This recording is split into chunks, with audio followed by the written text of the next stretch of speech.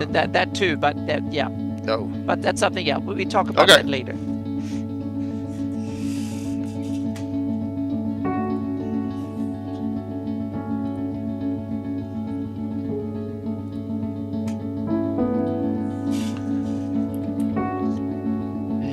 Okay, need to find chat here. Get that out.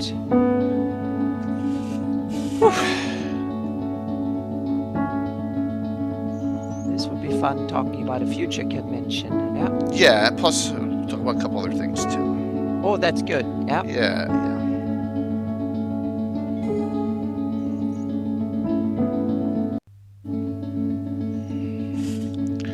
Make sure I hit the right button here.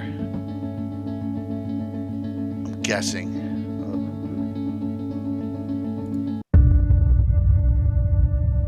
Okay, we can do that one.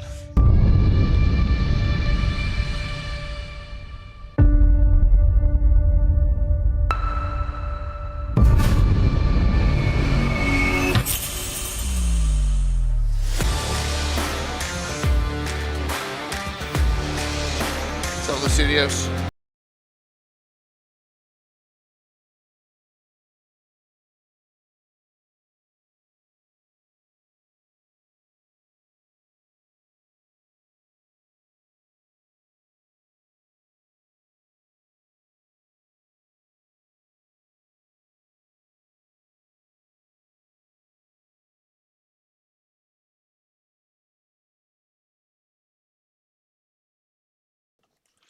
I hate the way it ends though. Hi, welcome to Gamescape 3D. Today we're going to be going over our release of our gigantic cliffs. We have a lot to go over, so let's get to it. Alright, before we jump in and see how this thing is standing up, let's look at some of our smaller features.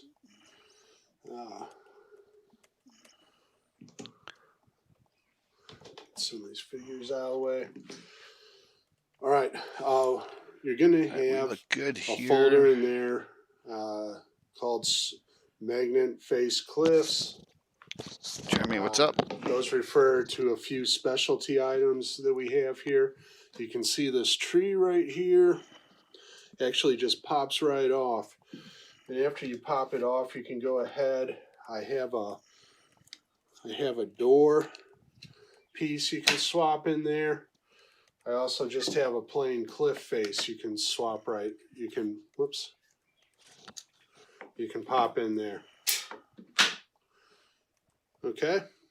What's up, Longshot Comment? What's going on? Let's say you're on an adventure. It's called Large Terrain Building 101. You know, someone says a magic word. Maybe all the 3D prints. I mean, it's freaking huge. In the side of a cliff. So for you to enter inside or whatever. So this one right next to it is another swappable one. We have a cave entrance. These things blend in real well. Housework sucks, doesn't it, man? On the tabletop, as you can see. So there we go. No cave. Cave. Just that simple. Okay. Hey, and then our last one is down here. Got ads going. Shelves right here. This whole thing comes off. Still connecting the audio. Okay, and there's your magnet faces on the back. You're also going to have open locks everywhere you have magnets. Most of the time you're going to want to use magnets. We're using 3 by 8 millimeter magnets on this. I needed something with a little more punch than the 2 by 6s I usually use. So you can see the open locks being useful in some cases. Mostly, I think audio connect. You'll want to use them on side-to-side connections potentially. It happens at times. I know, it's crazy, especially it's not that far away from me. Where the magnet oh, exactly. You can almost shout. And those open locks will override.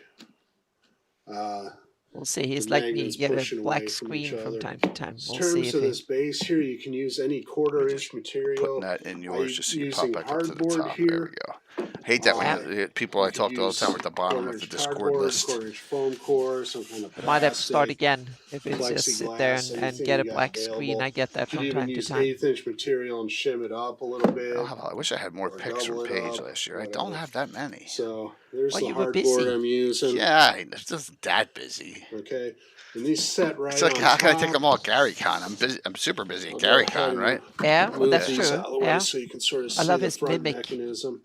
Yeah, that's Philly Okay, so we got cheesesteak, Philly magnets cheese. all Oh, along here. okay. Yeah, the mimic. These are just the tops of the cliffs. Guess The Ron's local Ron's price. trying to figure Right here, out we what do not settings need cut to set on precisely. Zoom. We got a lot of overlap coverage there. Can't hear you. As you can see, No, can't hear you yet. in most cases, But most you Go, can spots hear you're us, make sure looking make sure that your up to mic an set inch of coverage. in your base So, windows, you know, on if your you're open volume if mixer you're within half sound inch, it's settings gonna is the one that is the same take one care of that's it. set identically for And both then input we and have output magnets. to These the things Zoom, just pop which right is in in the lower there left hand corner of the and Zoom hold things screen. into place. That'll solve These, it. this one here is an earlier one. You can see I went a little deeper. I decided to change that for the one I'm releasing you, so you don't have so much 3D print coverage going What's up, back. damn It weirdo? doesn't really interfere if you're just doing a cliff face, but if you form these things into an That's entire cool, man. butte, that extra It might rock work. really I ended think up I taking almost up heard a it lot of talking. surface space. I thought So, I was like trim at that cutting back a edge. little I bit. have playing one So there BattleTech you go. game That's how at Page, top and I see plates there's an hold entire into tournament place. running like 4 days. There are a few features that I'm I not was like, showing whoa. today that will be available in your kit. Each one of these Which clips is You have cool. to run a will have week a now. half version, so it's going to come What's out that? to about We have to have a 135 week stream soon millimeters to be on a this weekend stream upper or something in print order part. to be So the you one can with print the these longest tops. stream. I do not Yeah, have that there's available no for way the I'm swappable playing that. You faces. know. But No, everything but else it does was have good. that I think it available. should be a I yearly also event. have If What? you What? The 24-hour? turnout corners Yeah. instead of turning It should be in. once a year. And I also Yeah. have a 3-part Maybe. switchback. Yeah, if you can get on the front page and get Switchback over trail 1,000 that I views, will is that use good as a once a paid year? demo about the middle of the month. Oh, you have to retire first, and then you can do it. Yeah. So that's something Yeah, we got to it's like look I think it's a forward series of. to. I think it's a tournament style. We can ask Ron once he Right. figures out his Let's sound. flip this thing around. I can hear you. Yeah. Quick Yes. I can hear you now. Yes. There Yeah, we we can hear you. go. Awesome. There we go. Welcome. Okay, here we are. Let On me the hop back off of this and side. get on to Troller Game. Chuck's hiding. He's ditching me. Uh-oh. Back in 2001, when we first Probably because began he knows working he's in with trouble with Gary Ron because he Gygax, probably didn't he submit his pitched stuff this on time. wonderful series of books to us. Yeah, he called them the Gygaxian. Chuck's been ducking me. Yeah. He's totally been ducking me. I See? asked him a question earlier today. I said, I sent him a little note. I'm like, hey, how you doing on those? You promised them this morning. And there was really no end to what Yeah, he nothing. envisioned this series to be. We eventually published. You know, fortunately for him, most of the time when he falls short of a deadline, it's because he like has some sort of actual health woe. Yeah, I know. Yeah. Which is real unfortunate.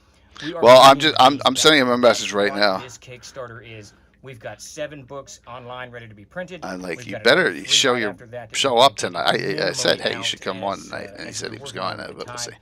So hope everyone's Those will be doing well. definitely in So we're PDF, waiting for. depending on how well the Kickstarter Well, he goes. can't look me in the eye if his events aren't in. Once we kind of push Well, he beyond can just look away from the the screen. necessary stretch goals and all that. But welcome to the what we're That's calling all right. He the doesn't have Gary mine Gygax in for virtual Building GrowCon either. Archives.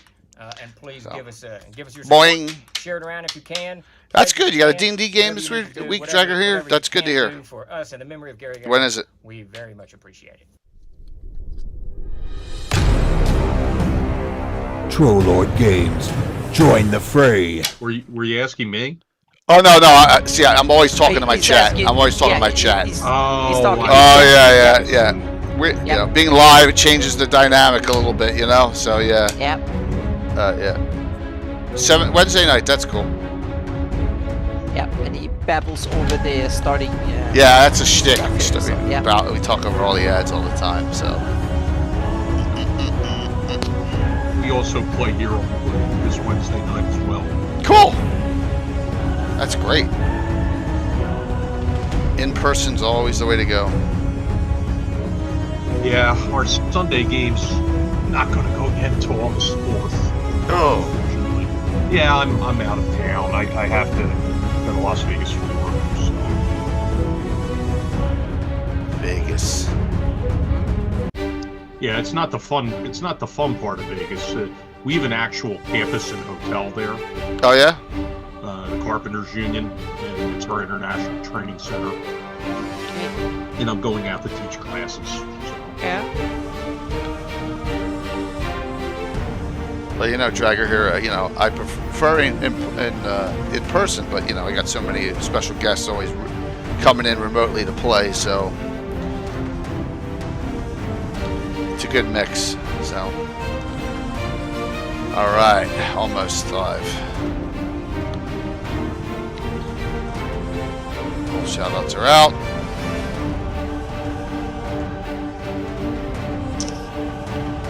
There, sound off there. 12,000 things always to check. Ron, always. Oh yeah. Pre-stream checklist. Check this, check this. Don't forget this. Okay, we're good. Yeah, this time last Sunday, I was still brain dead from the 24 hours straight. That was killer. The weekend, Friday, Saturday. Yeah, but we got a good interview with Mike Shalai, that was awesome. Yep. Yeah. All right.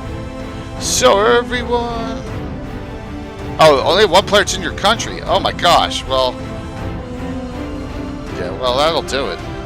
Hey, but that's a great thing about VTT and stuff. You can always play all over the world together. Yeah. That's a good thing. Yeah, it's much better than no game at all. Yep. That's right, Anna. So. Good evening. A Sunday night to finish up this week of 4 streams, so it's good to see everyone tonight. People are still rolling in, of course, because we start a little earlier more than usual now, and no one can get used to the 7 o'clock start time. And you know what? It's just crazy, isn't it? Yeah. But I like the 7 o'clock start time, so it works so well. It's good here too in the afternoon, so yep. So with us tonight, and once again, Anna Meyer and myself, Gabbin 309. Oh my gosh! Wow. Yep. Yes, and with me is Philadelphia Area Gaming Expo's Ron Meischker. Did I say that right, Ron? You did. Wow. I normally, us South Jersey accents, we hack everything apart. Always with I'm in my high school's athletic hall of fame, and they have my name spelled wrong on the plaque. So. Oh man, that stinks. That's awful. That's awful. Well, there's actually guys misspelling the Stanley Cup too, so don't feel bad. So. Welcome. So we're gonna have an interesting discussion tonight. We're gonna talk about a couple things. We're going to talk about the Philadelphia Area Gaming. It's not gamers, it's Gaming Expo, which this year is the 3rd weekend in January. Last year was the 1st. So, I went last year, and it was awesome. And we got a lot more people, a lot more VIPs, including Anna going. And then I want to talk to Ron about a couple other things, including, because I know, Ron, your group's a 2E gaming group, right? Well, I have a pretty large group that plays in multiple different games with different people for the most part. They're kind of loosely intertwined. We do play some Shadow Dark. Oh, cool. We occasionally play a board game, but generally we play 2E. Okay. Because a lot of people are, it's going to sound strange, but what I play in 1E, 2E, and 2E are different. And I want to highlight that a little bit because we always like to know when someone comes on what their play style is. I know you put some pictures up, and I thought that would be pretty cool. Hey, what's up, Mike? We'll also have some guests. So we're supposed to the Ever Mysterious Tim will hop on. Tim is actually registered to DM at Page, so which is cool. And Chuck is supposed to be on too. And then also at some point, probably around 8. For all of you, I'm going to do a quick, and you'll see some pictures scrolling through. I found them.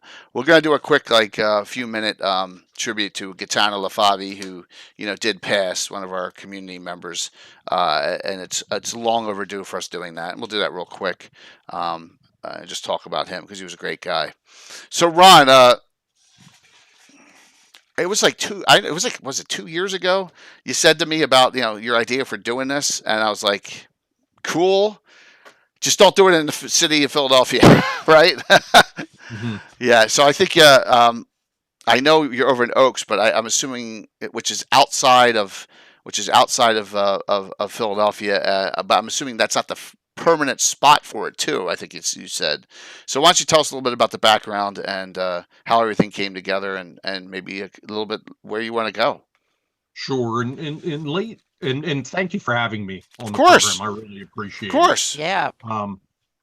Yeah, in late 2022, some folks on a Facebook page that I'm an admin on, the RPG collectors barter and discussion group, started talking about conventions, and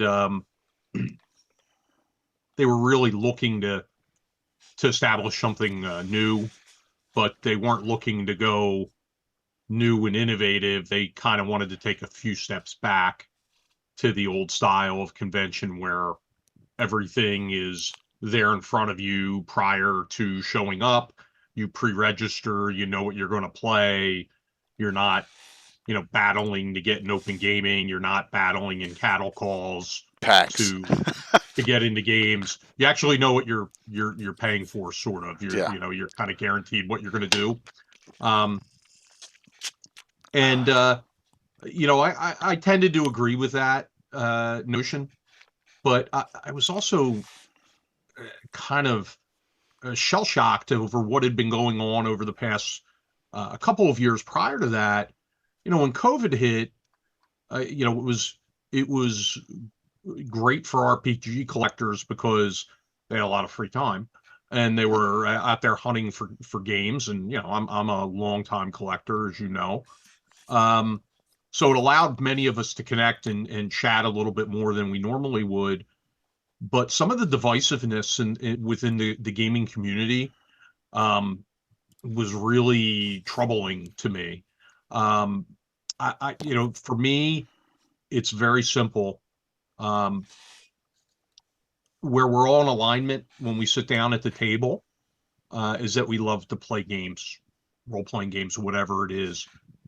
All the other stuff, the politics, lifestyles, those sort of things, they're secondary because where we're all in alignment is sitting there playing the games. Yep. And there just seemed to be so much divisiveness between, the quote unquote grognards and the newer players, and our grognards gatekeepers and our newer players, ruining the game and the changes in the game. And to me, none of that really should matter. And I got tired of seeing it. And I just said, well, you know what? If we're going to run a game convention, it has to be something that's going to appeal to all gamers. It has to be something that's going to focus on the gaming itself, and it had to be something that was for a good cause, which is why we're a 501c3. Otherwise, I've got plenty of other stuff to do, and I could be, playing in my home groups and having plenty of fun. But I wanted to bring something forward that was going to be there for everybody, and I think last year we accomplished that. I mean, the night before the convention, Thursday night, which is going to be our tradition moving forward, we have a cheesesteak dinner for the staff as volunteers and special guests only. It gives the volunteers an opportunity to mingle with those guests without having to battle for time or take away time from, the actual convention attendees. And one of the great things that happened there that really warmed my heart was we had a group of students from Rowan University there, about 20 of them, and they had volunteered to help staff the convention. And only one of them even knew who Frank Menser was going in, but Frank had them so mesmerized at the dinner, telling stories and just talking gaming with them, that they were all engrossed and hanging on his every word. I said, okay, when I saw that, I said, okay, we're going in the right direction. We're not leaning either way. We're not saying, I don't want those new gamers in there, or I don't want the old folks in there. I don't want the gatekeepers in there.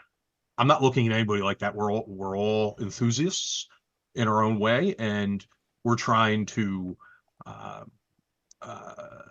appeal to enthusiasts of gaming and leave all the other stuff at the door, basically. And I think we accomplished that last year. I was very happy with the way it went.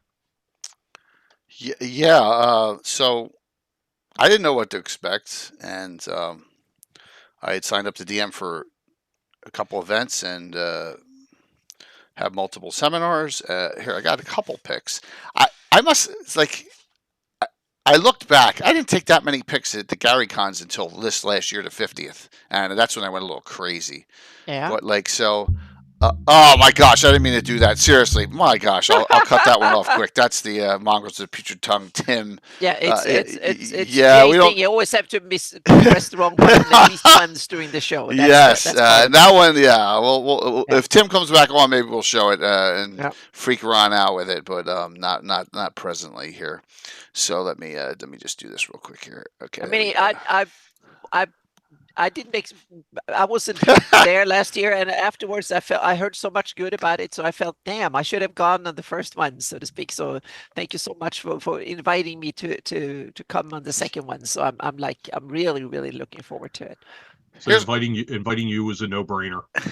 I mean, you put yourself out there, every week with Jay, and you're giving a lot back to the community. So Thank Yeah, you. absolutely. that's what we're really trying Mhm. to achieve. Yep. Make the convention a community event, for gamers, and not inviting you would have been a big mistake. Absolutely. I do have a lot of the. I snipped a lot of the 5-panel pictures of VIP guests. I missed some. I know there's not all of them there, but we can talk about a lot of them. So this is the group. This is my group from the game. Now Ron, you may know names.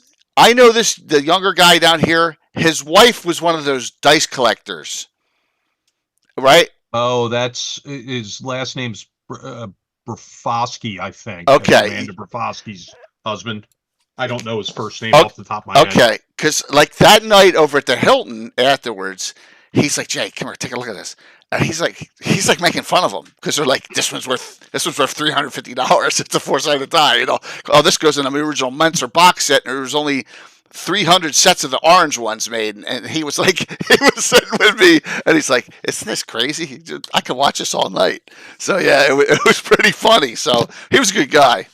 He's the one that told me I should do more shorts on YouTube. So it was, I was like, okay, we'll try and do that. But it was a fun group. It was a real good group. So that was one of the picks I took. And then there's this from, if I recall, Ron, you're like, Jay, you're just walking around. Why don't you get in on this one? Because I done a seminar with Joe Block, and then I did my seminar twice because I'm sorry, the gentleman who was there, who was overseeing it, who was sitting down in a chair. Jared. Yeah, he's like, yeah, you're on, and then I got 45 minutes to do the first time. He's like, oh yeah, yours doesn't start for another 15 minutes. So I did it twice. Well, there was nothing going on. I did it twice. It was an hour. It was no big deal. So I had groups for both. So yeah, I think this one was on getting stuff published. Joe Block is sitting in on there. That you one. got Joe Block. You got Bill Dufton there, and you and that other guy. Oh yes. The Dragon Slayer. We'll get into that. The guy who did Dragon Slayer. Yeah. So hey, sister, what's up? Oh, we're still looking. Oh, of course. I was there last year and loved it. And Order of the Amber Die. This group is cool. They know Eric Mona real well, and they run a lot of Pathfinder. So and they got like after my own heart, Anna, lots of terrain. Mm-hmm. So it was a really cool thing to see them do. So and that's about all I have for picks, unfortunately. Yeah. Adam from Order of the Amber Die is great. He's a good friend, and he and his crew really ran a marquee event at the convention last year, and they'll be back this year and with some surprises. It's amazing how many people live in the Philadelphia market. I mean, they're out of Maple Shade or whatever. There's a lot more of us than we even realize. That it's not. Go ahead, Anna. I was going to ask you, Ron, what was the numbers, visitor numbers and participant last year, and what do you expect this year, next year? We were hoping for 500 or 600. We got 1140. Oh, wow. That's wonderful for a So first convention. Yeah. I'm thinking we're going to be around the 1500 mark this year.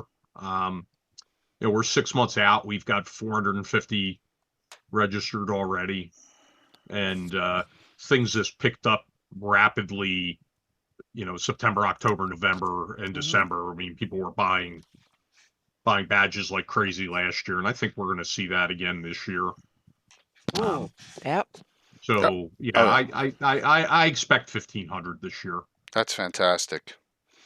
It's from what my experiences were very positive. It did snow the one day, right? We had a huge, quick snow and ice storm that stopped, but it was a very it was all positive experience. Vendor Hall was decent too. Mike Saxton was there selling too. Retro Gamer Meth on here. So, Ron, you went to Historicon in Lancaster? Okay. And you're going to Page as well. That's good to see. And Ron, were you there? Ron, were you there as a vendor last year too, if I recall? I think you were. At Historicon? Oh yeah, no, at Page. Okay, you weren't, Ron, but are you there one this year? I forget. Yeah, Captain Ron. He's part of Great Hawk Reborn. Yeah, I thought. Yeah. Yeah. I'm jamming virtually for Page. That's good, Lando. I'm glad to see that. So I know that there's some larger, some bigger name vendors this year, right? You got Troller Games. Is Cobalt Press there this year? Cobalt Press isn't there, but Goodman Games is Pacesetter. Oh, Pacesetter. Lord, Frog God. Wow. Is there. Yeah. Hey, Bill. Michael Zudrak's going to be taking care of Frog God, I'm assuming, right? I'm sorry? Michael Zudrak's going to be taking care of Frog God, or is he going to have other people from Frog God there? Michael Z. You know what? I think there's going to be some other folks from Frog God there. Okay. So. That's excellent. Yeah. Yeah, that's good. Hey, Bill, everyone, Bill. I guess Bill's doing better. He's actually going to be here in person on Thursday after the surgery. Oh, which is wonderful. Good. Yeah, good it's to good hear. to see. Yep. It's good to see. Just so we can get down the steps. Yeah. So, Ron says Girl Reborn's going to be running games as well too. That's good. How many they gotten games in already? They have placeholders in. They haven't gotten the descriptions in yet, but they have placeholders in. And I received word this week we're going to have quite a few tables of Pathfinder Society running as well. I'm just waiting for them to get the actual events in, but it looks like we're going to have 8 to 10 tables of Pathfinder Society running per time slot. Maybe not the evening time slot, but definitely the morning and afternoon time slots all 3 days. It's fantastic. Cistern says that Zach Glazer is going to actually be there too. That's good. He said what? Cistern says Zach Glazer is going to be there. Oh, that's great. Yep. Yeah, Zach Glazer and his wife are going to be there from Frog God. Yep. I'm going to ask a dumb question. Is DM Cistern Phil? Yeah, that's Phil Wirt. That's our director of operations. Hi, Phil. I forgot that. Phil and I met. So here's a quick story. So Phil and I met in Chicago in the airport coming home from GaryCon. Right, I was coming from GaryCon. Phil, were you coming from GaryCon or Adepticon? But I think it was GaryCon. And we got stuck there. My flight was like 7 hours. Yeah, 7 hours delayed. It was a nightmare. And then I had to drive all the way down to DC the next day after being there for 11 days, Anna? Oh my God, what a nightmare it was. Wow. Yeah, and that's where Phil and I were talking about trying to get Ed over to Page, and I was like, I'll try. I just don't.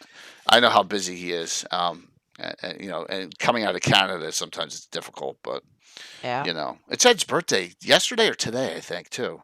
Okay. So wish I had a happy birthday, everyone, if you haven't already. But all right, that's good to see you, Phil. I just want to put 2 and 2 together there. I loved everything about it. It was small. It had the small GaryCon feel. Wasn't too big. Lots of good positives. Seemed like everyone was enjoying themselves. Minor negative was the food, right? Getting to the food, right? that was it. I mean, next door you had they had something you were able to go in next door, right? So that was it was really yeah. Yeah, that fell in the convention center. I mean, they kind of dropped the ball, and they got to me the week of. Oh, well, what kind of food you want? And I'm like, we're bringing in our own food. Like I'm gonna tell people they can bring food in because you right. didn't get to me. So Yeah. I was pretty clear about that from the beginning. Like, ignore the no food allowed signs, and nobody bothered us. But this year they're going to have a little concession stand set up, and Good. we're going to have a special guest lounge, and we're going to have a game master lounge, and a company called Critical Hit Cookies Hmm. is sponsoring both of those.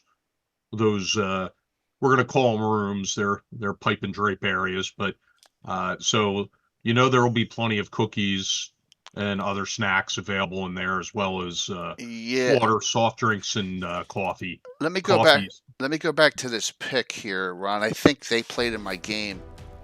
Thanks, Patrick. Really appreciate it, man. Tier 2.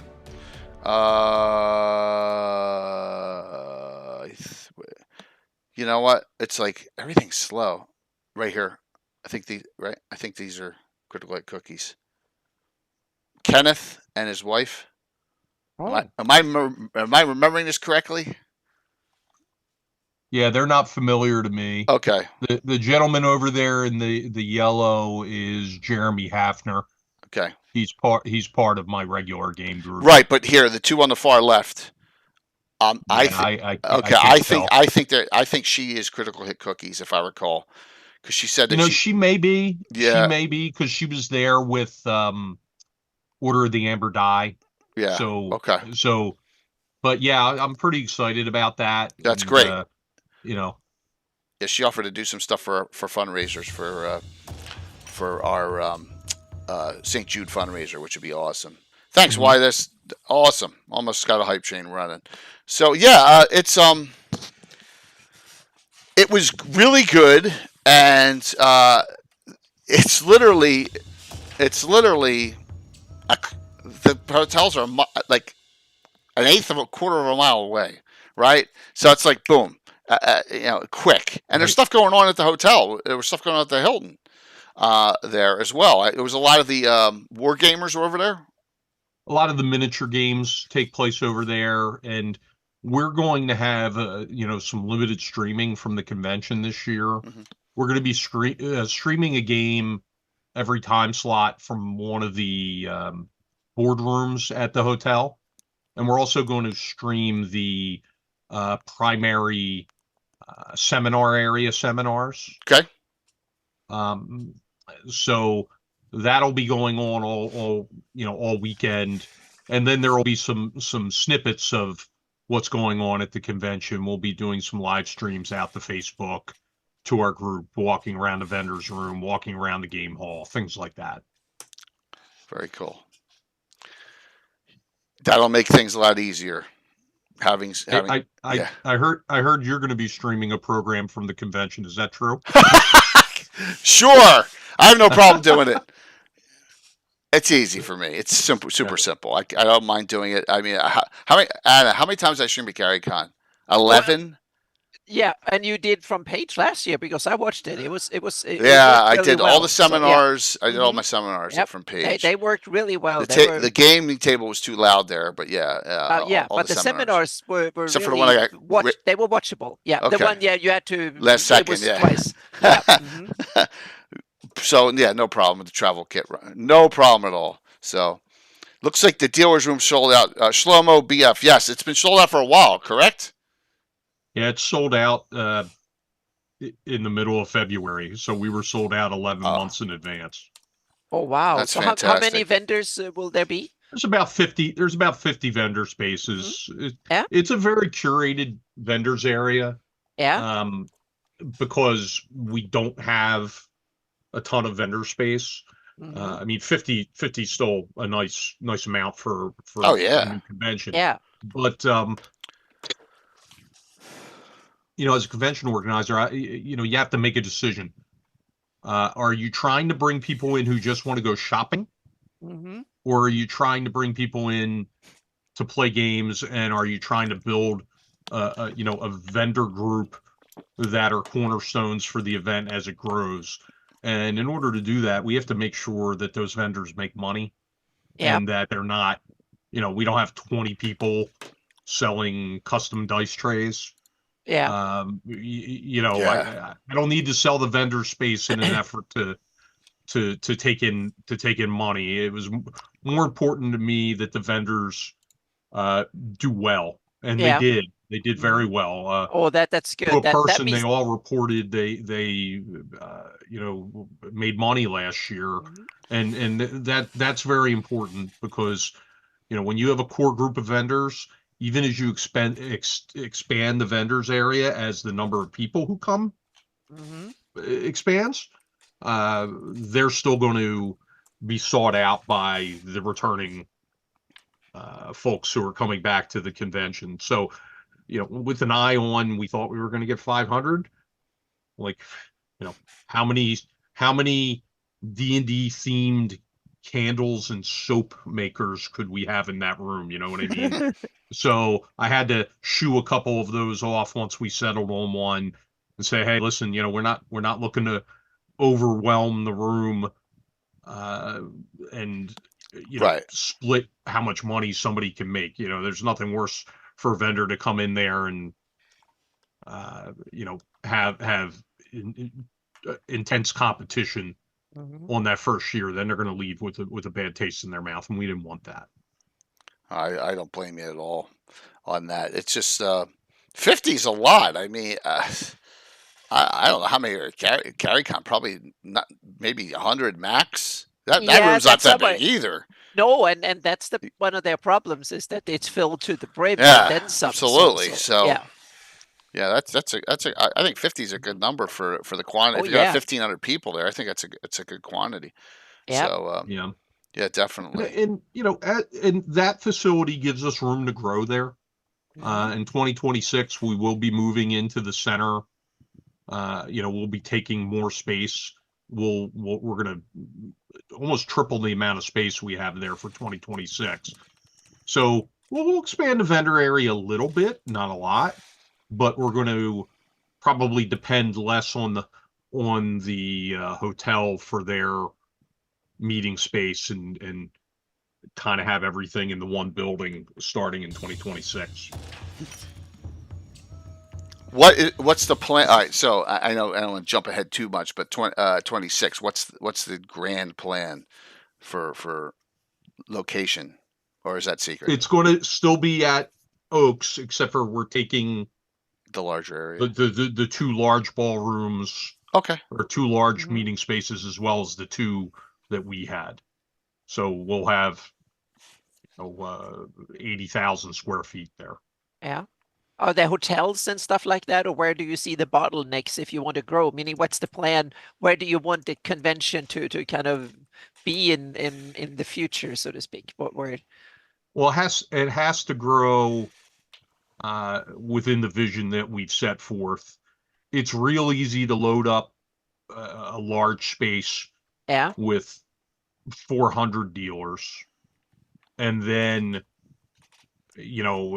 kind of go a PAX unplugged direction and say, okay, we're gonna have a big board game library and just show up and grab a table.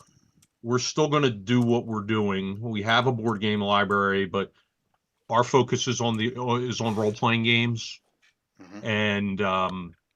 and scheduled role playing games. So Yeah. we're gonna grow that way, Excuse even me. if it's not going to boost our numbers up as quickly as it may if we had 300 dealers in there, where Yeah. people are just come and get lost all day in a dealer's Mhm. room. Yeah. That's not really the vision that I have Yeah. or our group has. We wanted to uh, you know we wanted to move forward on the quality of the schedule, the quality of the games that are there, the quantity of the games that are there, So and so games and we'll drag the seminars and vendors up and up these and kind of along with us yeah. as that grows. Mhm. Yeah. I got an interesting question from Why This Now in chat. Coors Banquet Brewery facilities are oogling around for game cons. Does Philadelphia do beverage commerce? I don't know what that question. Say that again. He says Coors Banquet Brewery facilities are oogling around for game cons. Does Page do beverage commerce? So a partner. Yeah, I don't think that those facilities could hold the type of volume that we're going to do. Right. Okay.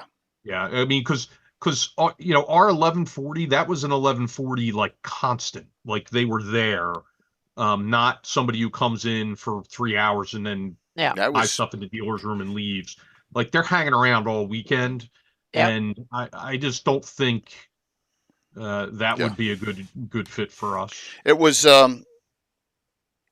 more crowded than I expected, Ron. You did a great job. I mean, seriously, for the first time, yeah, it was good. And we had people, the community, from our community here, and sorry if I'm mentioning you, but Cannibal Troy was there. Antiquitous, Alex Stabinsky was there. I know Michael Zudrak and his whole family was there, right? So they were there. I owe them a game still. I owe them a game to play on my home table because of that. So there may have been one or two others from the community that were there, and I apologize if I missed you, but there's going to be a lot more this year, and we could talk about that in a second. Joe Block, Joe Block was there. Obviously, I did two seminars with Joe. Joe's coming this year, correct? I think so. Yeah, Joe's on our staff, so yeah, he's okay. Good. He's coming. He's a special guest. He's a vendor. He's on the staff. He's Bugs Bunny. He's playing all the positions. That's funny because he is. Joe's got it together here. So here, let's do this. Let's share some of the guests that are coming. Now, I'm gonna miss a couple because I only did the 5 baggers. Now, Frank Mentzer's not on any of these. I guess Frank's the main special guest, right? I'd say Frank's. I don't know that we have a main special guest. I mean, Frank is, Frank was a great guest last year. He took time and spoke to everybody. Yeah. And I'm not gonna tiptoe around it. I mean, he was a controversial choice. There were some people who weren't necessarily happy that he had been invited as a guest.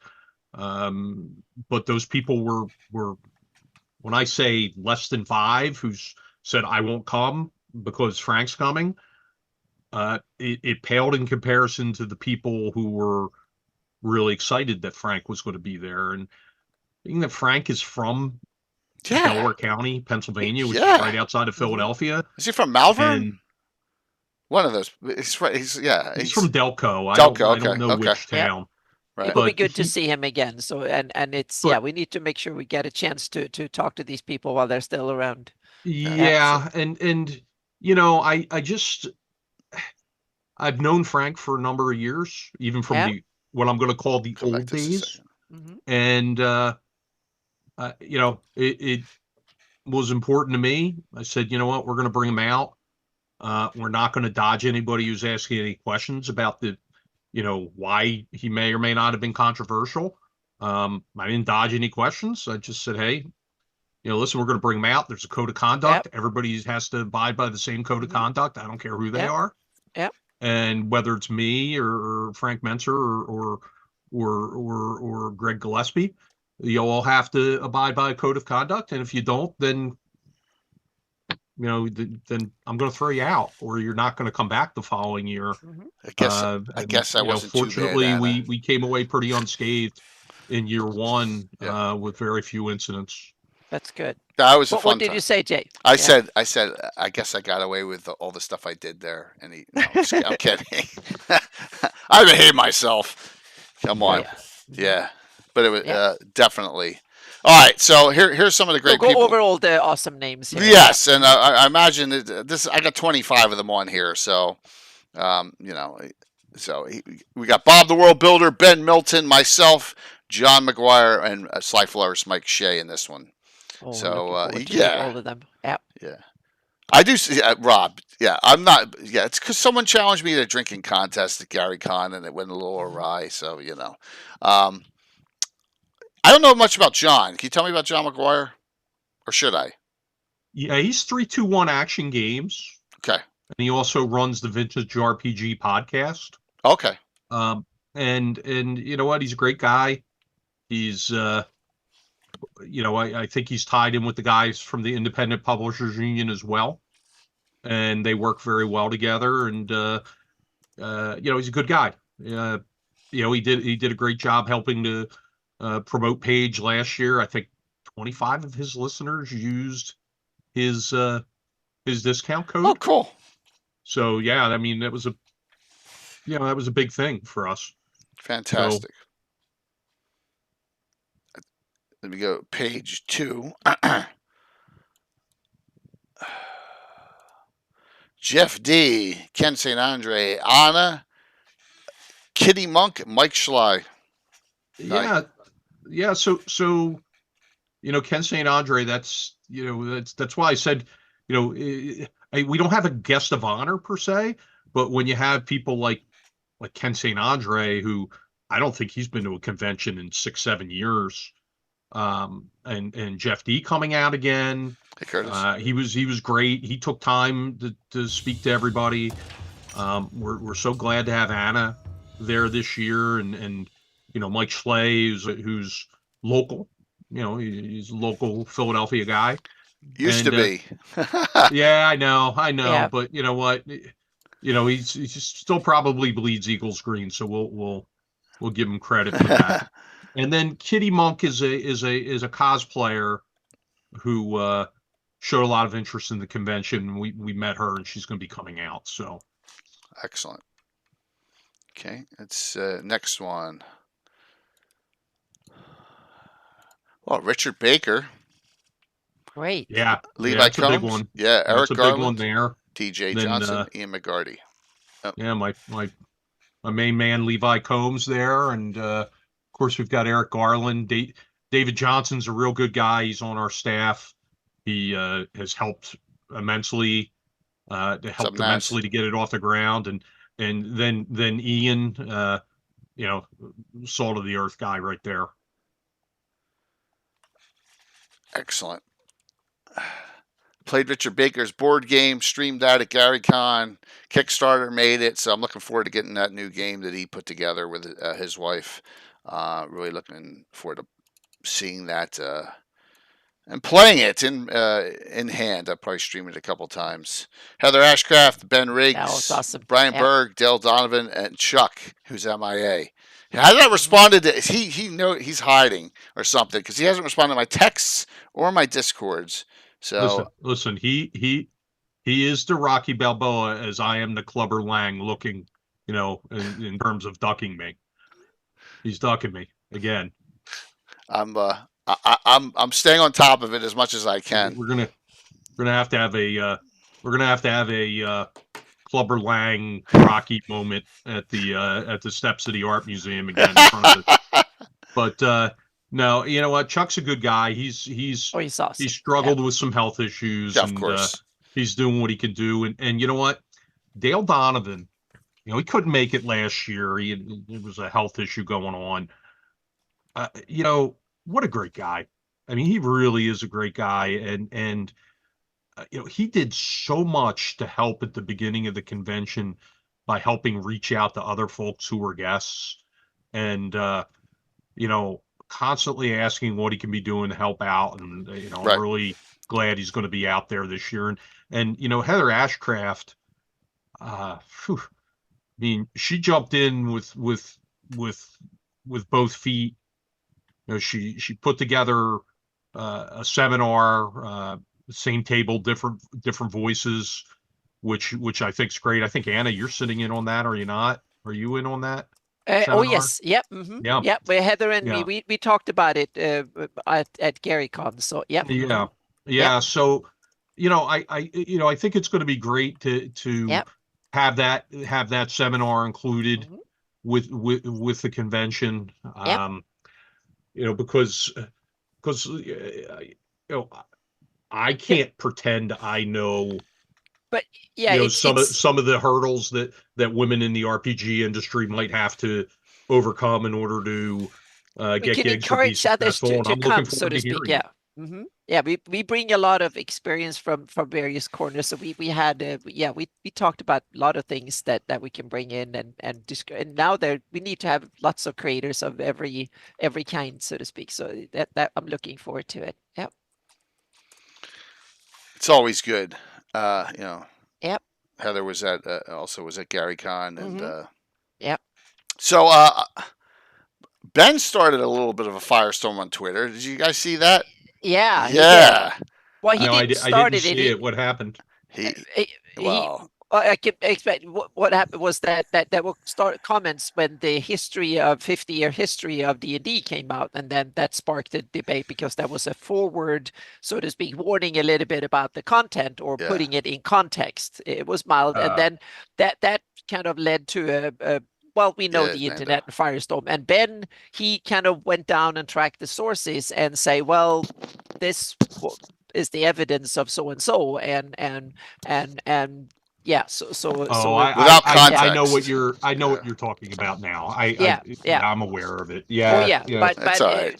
to be honest, I think it's a little bit of a what because there are meaning everything that happened half a century ago it can by Can be today's standards right. be interpreted differently, and it was a different time. Meaning I'm old enough to have actually been around when a lot of these quotes were said, and I lived in that world too, Mhm. and it's different from today's standards. So, but I think the four. So I'm one of these people that are 1 foot on each camp in this so to speak, because I can understand why certain things were said back then. They were not right, but they were totally understandable and the norm back then. And I'm glad Right. that society had moved forward, so to speak. So to put a little bit of a warning or put things in context, I think is good. So I think Ben on the whole and the Wizard of the Coast team did a good job, but it's very, very difficult, especially in politically contentious times like we live in, when things are tensions are high, then it's hard. Yeah. Yeah, and hence I'm going to take it right on back. Where are we all aligned? Yep. We're aligned sitting at the table with dice and Exactly. Yes, pencils and that's the paper in thing. front Yep. of us, right? Yep. 100%. That's where we're Yep. aligned. Yep. Yeah, I agree. I don't care Yep. who you voted for. Exactly. I That's don't care. Yep. I don't care who you're married to. I don't care. Yeah, You know, that's as not part long of the as you fit convention. in with our group and you're having a Yep. good time. I Mhm. mean, I probably have the most diverse game table that's out there. Yep. I mean, That's wonderful. all Yep. walks of life, all political spectrum. And I just said, hey, if we concentrate on what's here, Mhm. and you know, then We can help everybody that yeah, way. yeah, Mhm. yep. So, and I'm happy to say I've got a very harmonious game group. They do not. There are no arguments at our table. They don't go off on political tangents. They don't. They just don't. Yep. You know, they're not That's attacking wonderful. each other because they're different. You know, they see each other as equals, and they're they're playing a game which we all enjoy, and that's what we're all focused on. Yep. Okay, so more guests here. Yep. Yeah, we have Brandon Gillum, Eric Tenkar, Oh. Stephen Glicker, professional dungeon master Justin Alexander. Yeah, yeah. I don't know Brandon Gillum. All the other ones I know. That's Runehammer. He's a YouTube personality. He's a Philadelphia local. He's opening up a game store. He's Yeah. a little delayed because of some permitting issues. Yeah, you can see his logo right here. Yeah. He's Right really putting cool. Yeah. together he's really putting together quite the game store. And you know, I for one am looking forward to that. And Where's you know, where's the game store going to be? it's in Philadelphia. I'd have to pull up the address for us. Yeah, it's got to Hold be a on one challenge second. to open business in the city. Yeah. Hammer store. Good question. So cool to meet all these people. Yep. I've actually met Stephen Glicker, but he would not remember me because he was manning a booth at Gen Con the first time I was there. Oh, geez, that's a while Yeah. ago. Oh yeah, that's like 10 years ago, well over 10 Yeah. years ago. And I remember him afterwards now because I didn't know who he was. And it was the DC comics and stuff, or Dunny and Crow classics and a whole bunch of other stuff. He worked at that booth Oh, wow. back then. Yeah, or maybe he was just there manning it temporarily. I'm not sure, but so I was talking to him and some other folks there and stuff. So I'm that's when definitely I met. missing some people because Chet Mitten's not Yeah. on any of these. I know he's a guest. Yeah. So You know what you could do if you go to the convention page and not go the to Facebook attend. page. No, the convention web page. All right, so I can link it off right off of here, right? Yeah. Yeah, go to attend Special guests. and then Yeah. special guests. I think we have a couple we have to add to this, but Right. you can scroll through slowly there. There's But Frank. that store is going to be at 2401 Frankfurt Avenue There you go. in Kensington. Okay. Yeah. Yeah, Where's- there's Frank Menser. Where's Professor? Where's Hoff Professor or whatever? Always talking about Buck Rogers in Kensington and shit all the time. Heather, Professor Yeah. DM, Mm-hmm. there's Richard Baker. There's Anna. Yeah. Bill Slivisic. We didn't talk about him. Slavicek. Yeah. Yeah, he Big- kind of big- comes hand in hand with Ed Stark. Oh, okay. Yeah. So he and Ed Stark will be there. So He did a lot of work on third edition, I think, and other stuff. Yeah. They did. I first met them back in their West End Games days, though. Okay. Yeah. So Patrick Gator said, Professor DM still going? I thought he had a serious health issue. He's still coming. Still coming. Oh, that's wonderful. Yep. There's Dale. Dale, Ed There's Stark. Ed Stark. His mustache's name is Josh. That's so awesome. cool. That's so cool. Bob All right, Watts. now this is kind of an interesting one here. Bob Watts ran Grenadier for many years. Wow. When it was Then he right went on outside and he Philly. opened Heartbreaker, and then he went to Ralpartha, and he was the president of Ralpartha. Then he went to Games Workshop. Then he went back to, he was over with Wizards. Now, I mean, he is one of the most important people in the that you don't fantasy gaming Yeah. miniatures Yeah. industry Wow. ever. Yep. Yeah. Oh, Harold. Yep. Yes. Wow. Yeah, that's why I guess Harold is as this mystery guest, and then like, nope, it's not Harold. He's already announced. Yep. So Jeff Jeff D. D. Ray Jeff D. said, Yeah. Ken St. Andre, Yeah. Steven. Yeah. That's good. That's awesome. That's good. Oh, I did get a Discord message from Chuck, so he was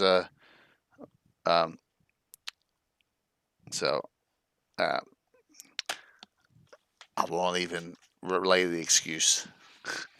I'm going to send him the video of Stewie trying to collect money from Brian. Well, I put in Discord. Ron says you were dodging him like Rocky the Clubber Lang. I put that in Discord back to him, so I can bust his stones all day long. So, So Scott Douglas. So Scott Douglas, the former head of the RPGA, Okay. he went on to work with Vinny Salzillo for several years, of Dexcom fame. Okay. And Scott, is going to have an interesting announcement at Page. Oh, So, okay. Oh, cool.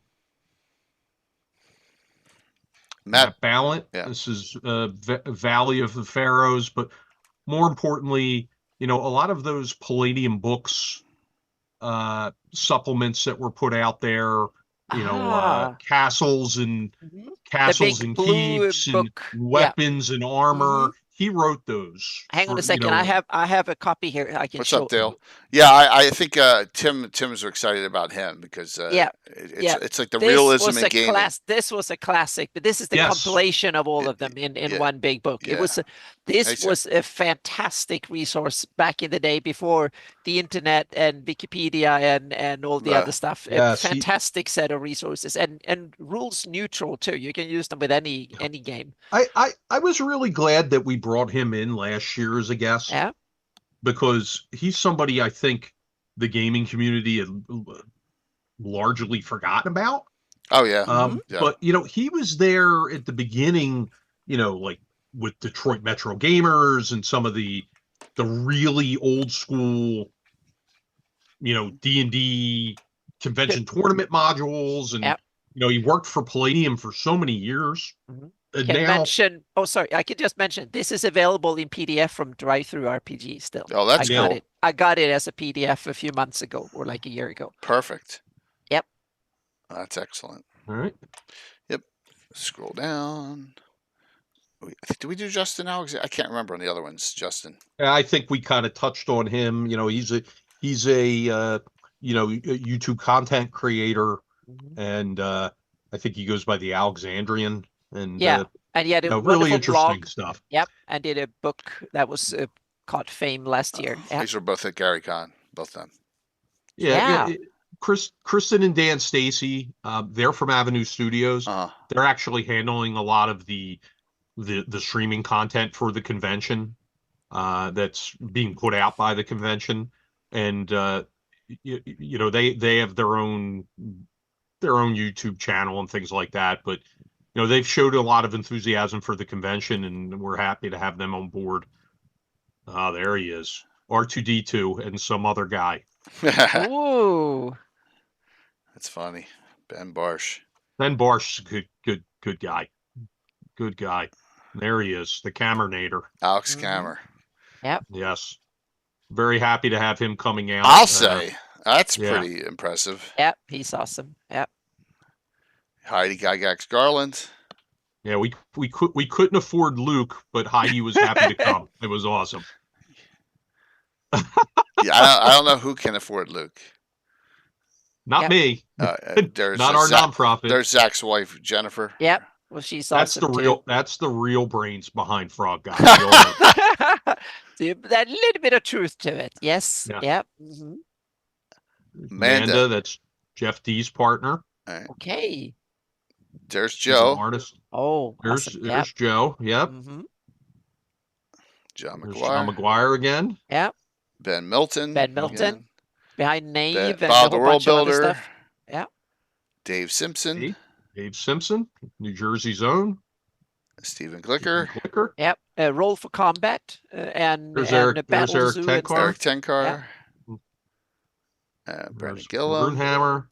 Sly Flourish. Mike Shea. Yep. I don't know that dude. Who's that guy? Yeah, Yeah. I don't know. I Okay. got up close. I got a shave on that one. So Well, it's a convention. It was Yeah. a 10-day Nerd- Got convention. the two Nerdarchy. Nerdarchy guys coming out. Cool. yeah. Narcus, Ted, and Dave. That's good. Yep. Peter Blix Bryant. I don't know him. He's from Solarian Games. He's one of the Oh. partners at Solarian Games Okay. with Jason Elliott, and they're running a bunch of top secret stuff. Oh, that's at the cool. convention. Yeah. Wesley Allen. Wes Allen has his. Wes Allen runs a small convention in New Jersey, but he's also got a YouTube channel, DM Tales, Okay. and he's working very hard at it. And good guy, local guy. This is Richard. Richard Salati. He's also got a YouTube channel. He was pretty big in some of the video game user groups years ago, and now he's on the role playing game side. What was that, Rob? What convention? What's the question on that? Rob, let me know what convention. You mean what convention the guy in Jersey runs? Was that what you were asking? Ecclesiacon. It's a church basement convention up in Palmyra. Small convention, good time. All right, yeah, Rob, up in Palmyra is still South Jersey, nowhere near where you live. Rob lives up on the upper northern tip of New Jersey, way up there, right? Lake Hapaktakon or something. Oh, right? Okay. Yeah. Kitty Monk, we already There's did. Kitty Monk. Grace World Destroyer. Oh. Bob, World Builders partner there. I like the name then. Yeah. There's Chuck. One is World Builder There's and the Chuck. other We're one is gonna- World we're gonna- We should put We're gonna MI. circle- You should put we're gonna MIA. circle slash him if he doesn't get his events in soon. Mhm. Hey, I'm used to it. This is year 5 of Virtual Con, so I'm used to it. Chris Williams. Chris Williams is a small RPG producer. He's helping us out with some of our kids game stuff because he's produced some things that were child specific role playing games. Okay. Donald Bingle.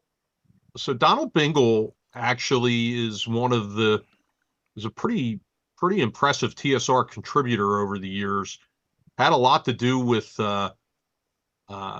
helping Ed with the original Forgotten Realms box set. Really?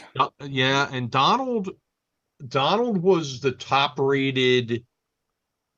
He and his wife were the top 1 and 2 rated RPG A players back when RPGA tournaments kept really? the scoring before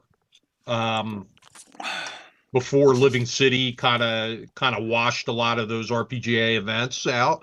And he was also one of the top rated DMs in the RPGA. So he's been around forever. He's real close with Gene Robbie, and happy to have him come out. He's going to be running a lot. That's Jason Elliott again from Solarian Games. There's Bill Barsh. He couldn't get his face any closer to the camera there for me. Ian McGarty. Yeah. Brian Berg. Yep. Ben Riggs. Dave Johnson. James Panarella. So he's an author who wrote a book called The Role Players, and it's about a D&D group. And it's a pretty interesting read, and he's a very local guy. He lives 20 minutes from Oaks. Okay. So we're happy to bring guests in that have done anything in this realm. I mean, why not? Sure. Randy Price. He's another cool. small RPG producer. Yep. He's been out there again. He's helping out with his company produce some kids games as well, which he's donating for the convention. I've done a map for one of those games. So yep. Yep. There's Mike Schley. Yep. Wesley There's Allen. Wes again. Ronan Wong. So Ronan Wong's an actor and an avid role-playing game player and collector. And he also wrote for FASA. He wrote some Shadowrun adventures in like the early 90s. 90s, yeah. Wow. So, but I think some of the movies that you might have seen him in, or one of the movies you may have seen him in, is Romeo Must Die. He was also on Netflix's The Sinner. Not this really? past season, but the season before. With Giancarlo Esposito. He was the main.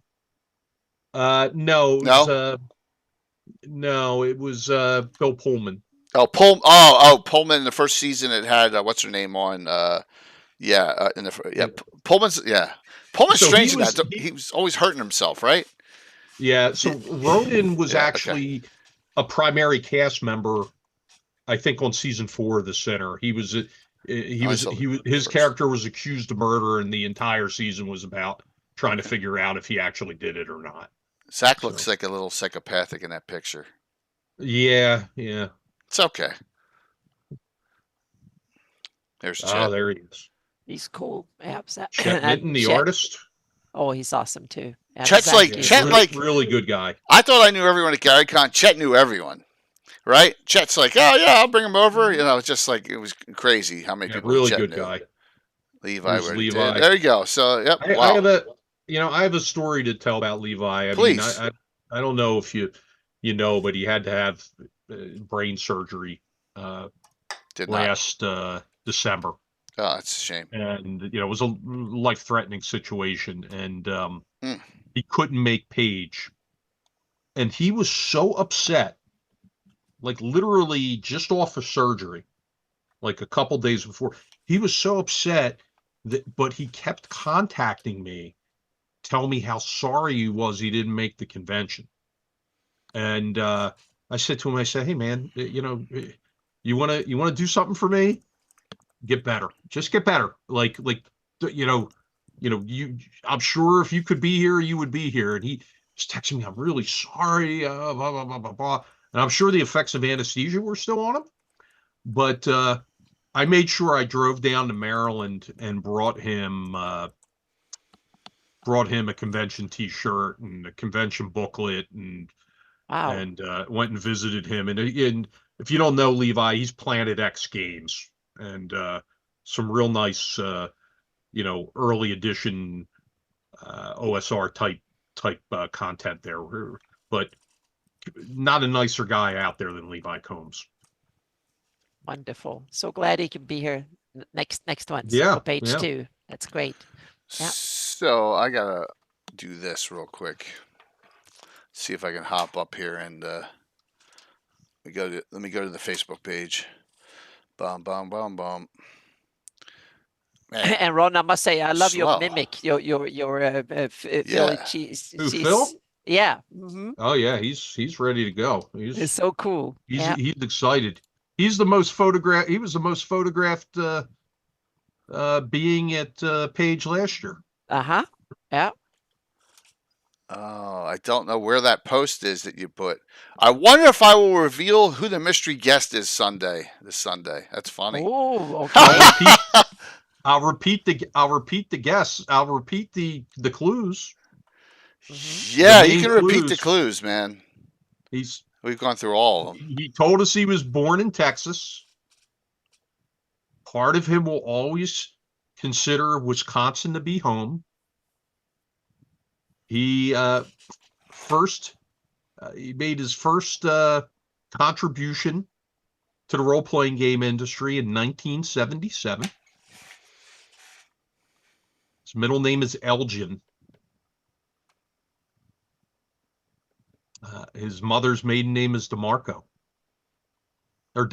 sorry. Yeah. Jay, No, it might be someone. Is that someone we know? no, I went through everyone. Uh-huh. For a second there, I was like, but there's no way you're bringing in his middle initials J. You're not bringing Rob Kuntz from frickin' Corsica. I don't know where he was born or anything. He's too hot. He's too hot right now. Yeah. Oh my gosh. Yeah. Well. I think his middle name is Rob J. Kuntz, isn't Yeah. it? Yeah. That's his middle Yeah. initial. Yeah. Yeah. That's another story. So. Yeah. Unfortunately. Yeah. That's. I was getting and I've had Robert. He had a little rant. He had a little rant. A little bit. Yeah. So. yeah, he kind of. I had Robert on 4 times. Oh yeah, we last had. time I had to. Yep. Mm-hmm. I had Yep. to really. Hopefully, he can come to a convention in the future. So, Well, he's so going we to the hope- one. He's going to Oh, the yeah. one in a couple months, Yep. isn't it? Up in Hope to see him again someday. Yeah. Arnicon or whatever. I think they paid his way. So. Yep. So. Joe Manganiello. I don't think it's going to be an actor, Patrick. I don't know. Yeah. We have No, our there's no actor. way. He's Ronan Wong. Mm-hmm. Yeah. Yep. Yeah. No. Yeah. Joe Manganiello wasn't making That- games in 1977. Mike, that's my guess too. But it's yeah. not Roger Moore. Okay. Yeah. Mm-hmm. If it's Roger Moore, I'd be shocked because Roger is Oh, really but I will had be so happy if it's Roger. really Yeah. had some health Mhm. issues, but it could be. Yeah. It That could would be be. so awesome. Yep. Mm-hmm. We'll Um, see. Yep. That would be We'll really see cool. when you announce it, Ron. Then I will be like. I'm going to is it- be well. I can tell you that the announcement will come sometime in the month of August. I can tell you that. Okay, Oh, that's okay. great. Good. Yep. It would be And- awesome and if it was Jay, Roger. I promise you, if you wanted to interview the special guest right after it's announced on one of your programs, I'll make sure that he is available. Also, it's a he. Mm-hmm. Yeah, But see- if it's active in 77 in the RPG industry, Yeah. it's probably easy to guess that it's a he. Yeah.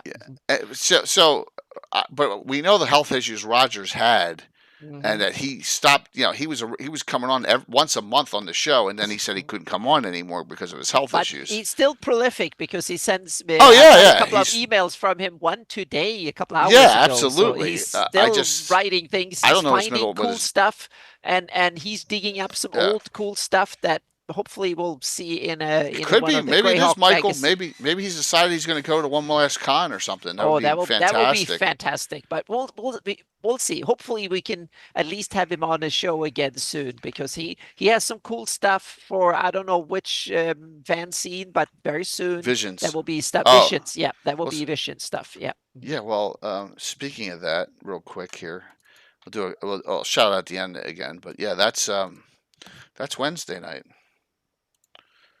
That's Wednesday. Visions of Greyhawk Volume 3, which will have Roger Moore's article in it, a lot of others, Yep. including my joint article with Ed Greenwood. So, yep, and I will discuss that Wednesday night on Legends and Lore. So, all right. So, Tim will be on shortly.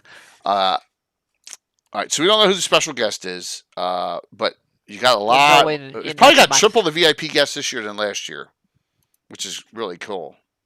Yeah, at least double. At least double. Yep. So, awesome. Special get together on Thursday night, right, for all the VIP Correct. guests and staff, which is good. I will make it this year. Couldn't make it last year with the work schedule. Yeah, there's a time slot on Thursday night that's only for guests, staff, volunteers, game masters who are badged game masters, and gold badge holders on Thursday night as well. Oh, cool. That's great. And I can confirm that several special guests are running games on Thursday night, and we're going to have a surprise musical guest on Thursday night too, entertaining at the cheesesteak dinner. Ooh. Excellent. Yeah. And that's all at the main hall? No, that's all. Thursday night is entirely at the hotel. At the Hilton. Okay, great. Good. So it'll be a short walk if I I won't over and buy, man, I promise. Yeah, that's good. That'll be a fun time. Greyhawk Bards. What does that mean, Patrick? I don't know what that means. It's not the Bards of Greyhawk. I know what he's talking about. Oh, the Bards of Greyhawk. We have some story. Anna has some stories about that. The Bards of Greyhawk, right, Anna? Yeah. I'm a hard, hard no. Hard no. Yeah, absolutely. Yeah. Absolutely. So if you're going to say you're going to show, you got to show. So, I wanted to ask you a couple things. Yeah. So, you're primarily a 2E player. Are you the main DM for your group? I DM the Sunday night game. Okay. I play on Wednesdays, and I play in the Shadow Dark game. There you go. Zach is on.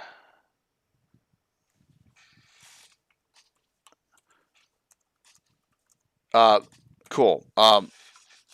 So as far as your your 2E game, that's on Sundays, and that's like you have a large table. Like every other week. It's every other week. Yep.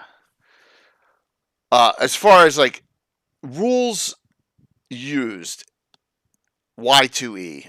I'm curious. I was a 1E player. Mm-hmm. I started playing in like 1980, and when 2E came out, I jumped in with both feet, and I own everything for 1E, and I own everything for 2E, and sounds familiar. For me, I'll be the first to admit I was a little skeptical of 3E because of some of the design team. I love Ed and Bill. But when I hear that the guys who wrote Torg are going to be writing 3rd edition D&D at the time, I was skeptical. And I said to myself, I've got so much invested here and so much content.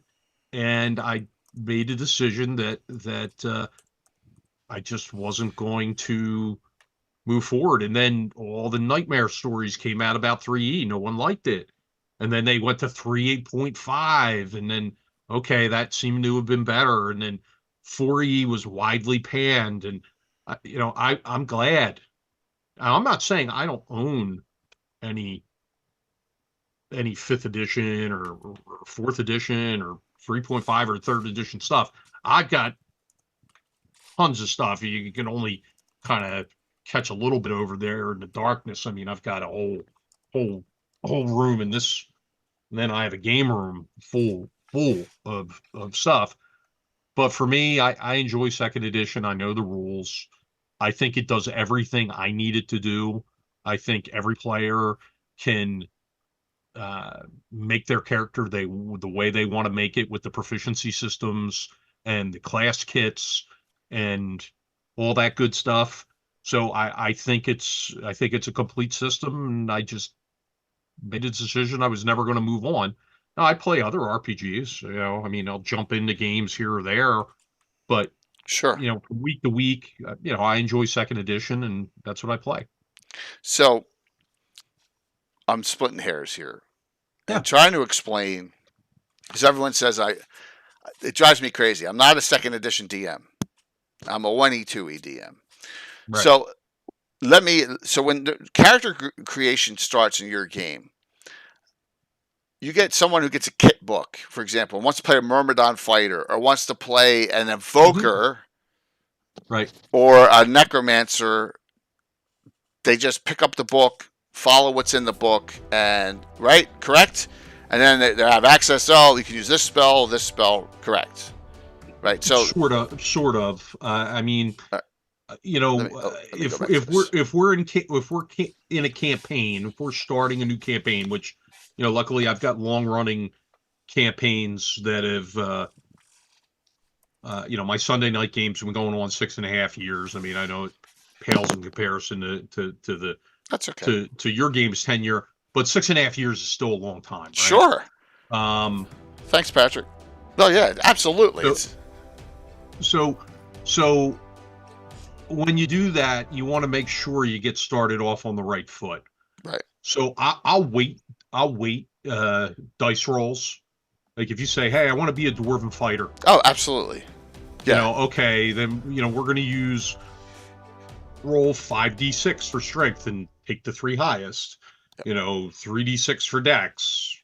6d6 for constitution, take the 3 highest, and so on. To give you the best chance to get in there without you being overpowered to start. So if folks have an idea what they want to do, then I'll try to accommodate that. But let's remember, it's still second edition, so you can be whatever you want, but you're still first level, and you're still one shot away from not making it, right? Yeah. So, which is a little different today, but that's fine. But at least I get them started on a path that they want to be on, and give them that opportunity to enjoy it, as opposed to maybe, if we're looking at a long-term campaign, I don't want somebody to be woefully unhappy with their character going into it. That's not the right way to start in my mind. Do you do max hit points at first? At first level, I do. Yeah. Same here. So do max hit points at first level.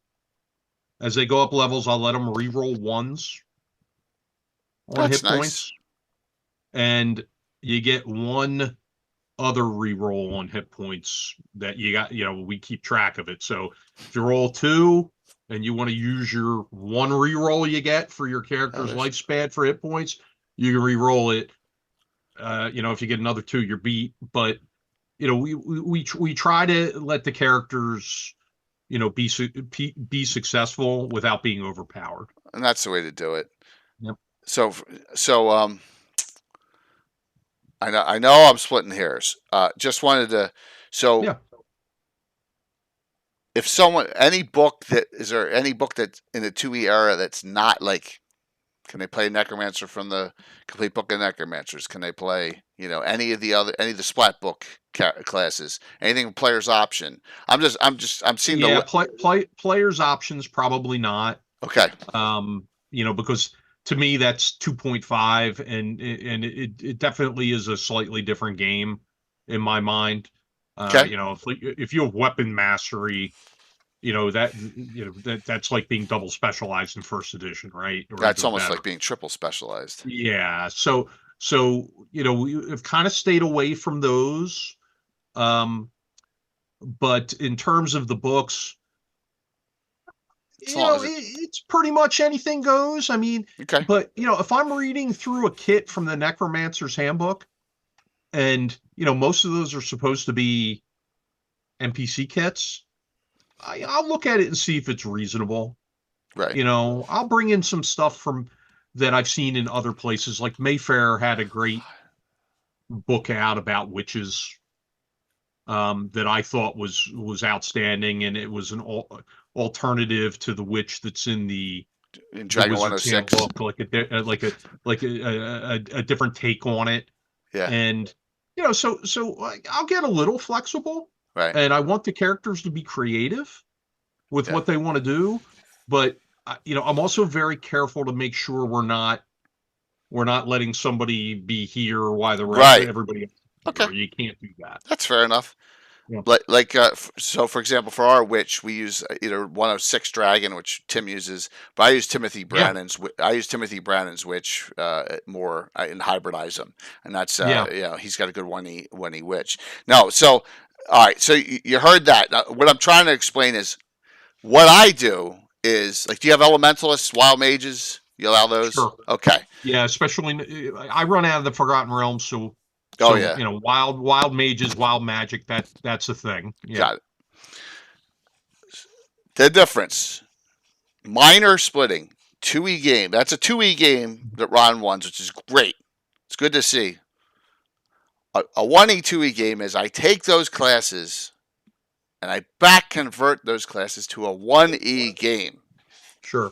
Which means, for example, we take our elementalists. Everyone's got their own spell list. It's not amorphous out there in the ether. Mm-hmm. I found this spell. What's I don't allow invokers and all that stuff. There's necromancers. There's illusionists, but they're in the 1E class version. That's the difference. Hopefully hopefully that explains it. Like for example, if you playing Forgotten Realms, Ron, you're still playing in Forgotten Realms. I run out of the Forgotten Realms. So. Yes. If you take a specialty priest, say and we have the Red Knight in our game, so let's just use the Red Knight as an example. You take a specialty priest of Red Knight, or you take a specialty priest of Helm, and they can have access to those spheres and get their spells from that and find them. I take that in the specialty priest and I find them all myself and put them in the spell list, just like a cleric would have, and then have the abilities and all. That's the difference. Hopefully that explains it. It's interesting that they like a specialty priest of the Red Knight, because that's actually, if there is a leader in the game I run on Sunday nights, it's a specialty priest of the Red Knight. So we decided, this is good talk. Oh, by the way, this is the ever mysterious Tim below Ron right here. It's very mysterious. Yes. Yes, because he's going to disappear soon. I'll explain that. I saw his granddaughter in the room with him too. I don't think that's his granddaughter. I don't think that's his granddaughter. That's his daughter. Yes, he looks old, doesn't he? No, I'm just kidding. So Tim's been playing. We've been playing together since 1980. And Tim DMs. I play in Tim's City State Invincible Overlord Judges Guild game. He plays in my Greyhawk. Tim was here with me all last weekend, 24 hours. Tim is DMing a page, right? Mm-hmm. Yes. Okay. What's the event you got in, Tim? It's a Rovers event. Do you know the number? Or are you going to make me look through all these? Oh, the number. The event number. I don't know. I would have looked it up ahead of time. What's it called? What's the name? Just give me the name. Give me the title. I don't even remember the title. Oh my god! I'll just type in Rover. There's Rover in the title? I think so. Rover Barbarian Campaign. Let's make a deal. Yeah. Sounds about right. Let me see. Yeah. Look, it says Ever Mysterious Tim. Wow. There you go. Deal. Yeah. Saturday, 8 a.m. Continuing adventure tales. He's a brave man. Saturday, 8 a.m. He gets up at 4 o'clock in the morning. Ex-military guy. Yeah, so he's fine. Continuing adventure, the tale of Rattlebones. The Prelude warriors of the Fringe have fallen into the clutches of a wizard and his forces of hobgoblins. Ouch. There you go. So Tim has never DM'd at a con. Ron, what advice do you have for him? Be patient. That's number one. You never know who's going to sit down at your table, and patience is important. But be firm, and have pre-generated characters. Oh yeah.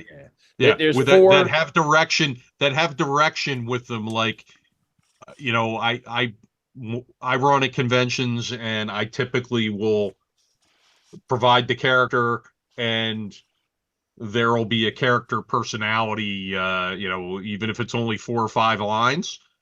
And when we're finished the game, I ask everybody to read about their character personality. And then I have the table vote on who they think pulled their character off closest to the way it was described. All right, But, that's great. That's a good I- one. I wrote up for the game. It originally was just going to be a one shot, but then I liked the characters so much I didn't want to make it a one shot. So I Yeah. wrote up their background for the players the first time I ran it, and what I'll do is I'll keep the same background, but then I'll add some tidbits from the last game they played in that kind of reflect a little bit more. So I'll add a little bit more with maybe a catchphrase, because I'll review the video and find something funny that they said. Yeah, absolutely. Nice.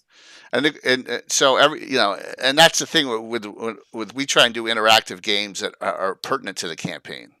Like to my campaign, I said to them, do something that you're comfortable with, that like people may have seen on stream. And that's I get them more involved. So, Oh, Ron, the first one, go ahead. the first one I ran too. It was like the viewers got to vote who attained the most glory. Yeah. Because it was all about trying to impress the hero worshiping the big rattle bones. So they all wanted to like get as much glory as possible, which meant the players pushed much harder to do Right. dangerous things, which made it very interesting. Yeah, definitely. So it's a good thing to see, Tim. So out of my group, every player in my Thursday night game is going but one. So Nice. Tim's going, Tom, Walt, Bill, all going to be there. So what happened to the other guy?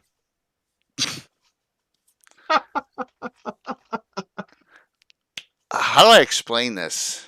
We're busy. He's not. Yeah, it's yeah.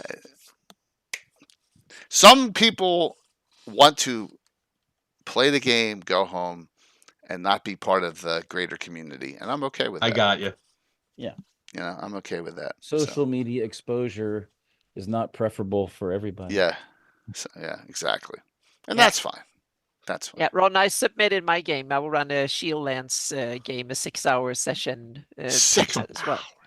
Well, yeah, I want to have some time. When I run a game, I don't want to rush it, so to speak. I'm so used to having these home games that go on forever. So I want some hours to get in there and so we can have a big fight and you can have some.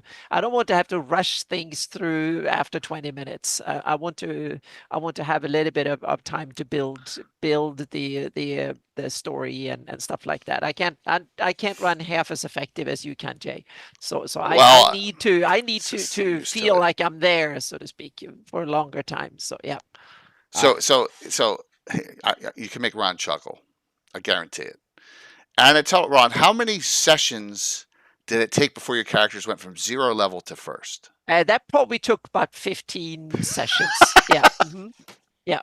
We played, something like that, 15 sessions, but there was 0 level tinkering around. They were too scared to leave. They were in the town. They didn't go outside the walls. They were so terrified of going outside the walls. It sounds like they were smart. Yeah. Exactly. So they they stayed there, so to speak, and they gathered their equipment and stuff. But that was me. My second time, I actually started 0 level, and I did it brutal. They were 0 XP. They barely had the clothes. Oops. That was all they had, so to speak. And it was winter. They would have frozen to death because they didn't even have enough equipment to stay alive, so to speak. And they had to gather all of it. Now they're 7th level in crit wall and they are dining with kings. So they have gone in 5 years. They've gone from 0 level and have not even barely clothes on there or shoes properly. They couldn't survive outdoors. Now they're dining with kings. Yeah. Mm-hmm. Well, there you go. Yep. That's it. Well, yeah. And it will be my game. I will run. It will premiere at Virtual GreyhawkCon. Use my old rule set, and then I will run at Game Hall, and then Page, and then GaryCon next year. Yeah. Mm-hmm. So one thing, Ron, that extra seminar I was supposed to be in, it's not showing anywhere on my schedule, so I don't even know if it went in. So just so you're aware. We have a which one? The third one I was supposed to be in with the streamers. Right? Oh gosh. I don't think we've added all the names to that yet. All right. Okay. Yeah, some of the group panels, not all of the names Have been added to the host. have been Okay. added to So I the. just want to make sure there's to no the schedule. conflict. So yeah. No, we've Phil.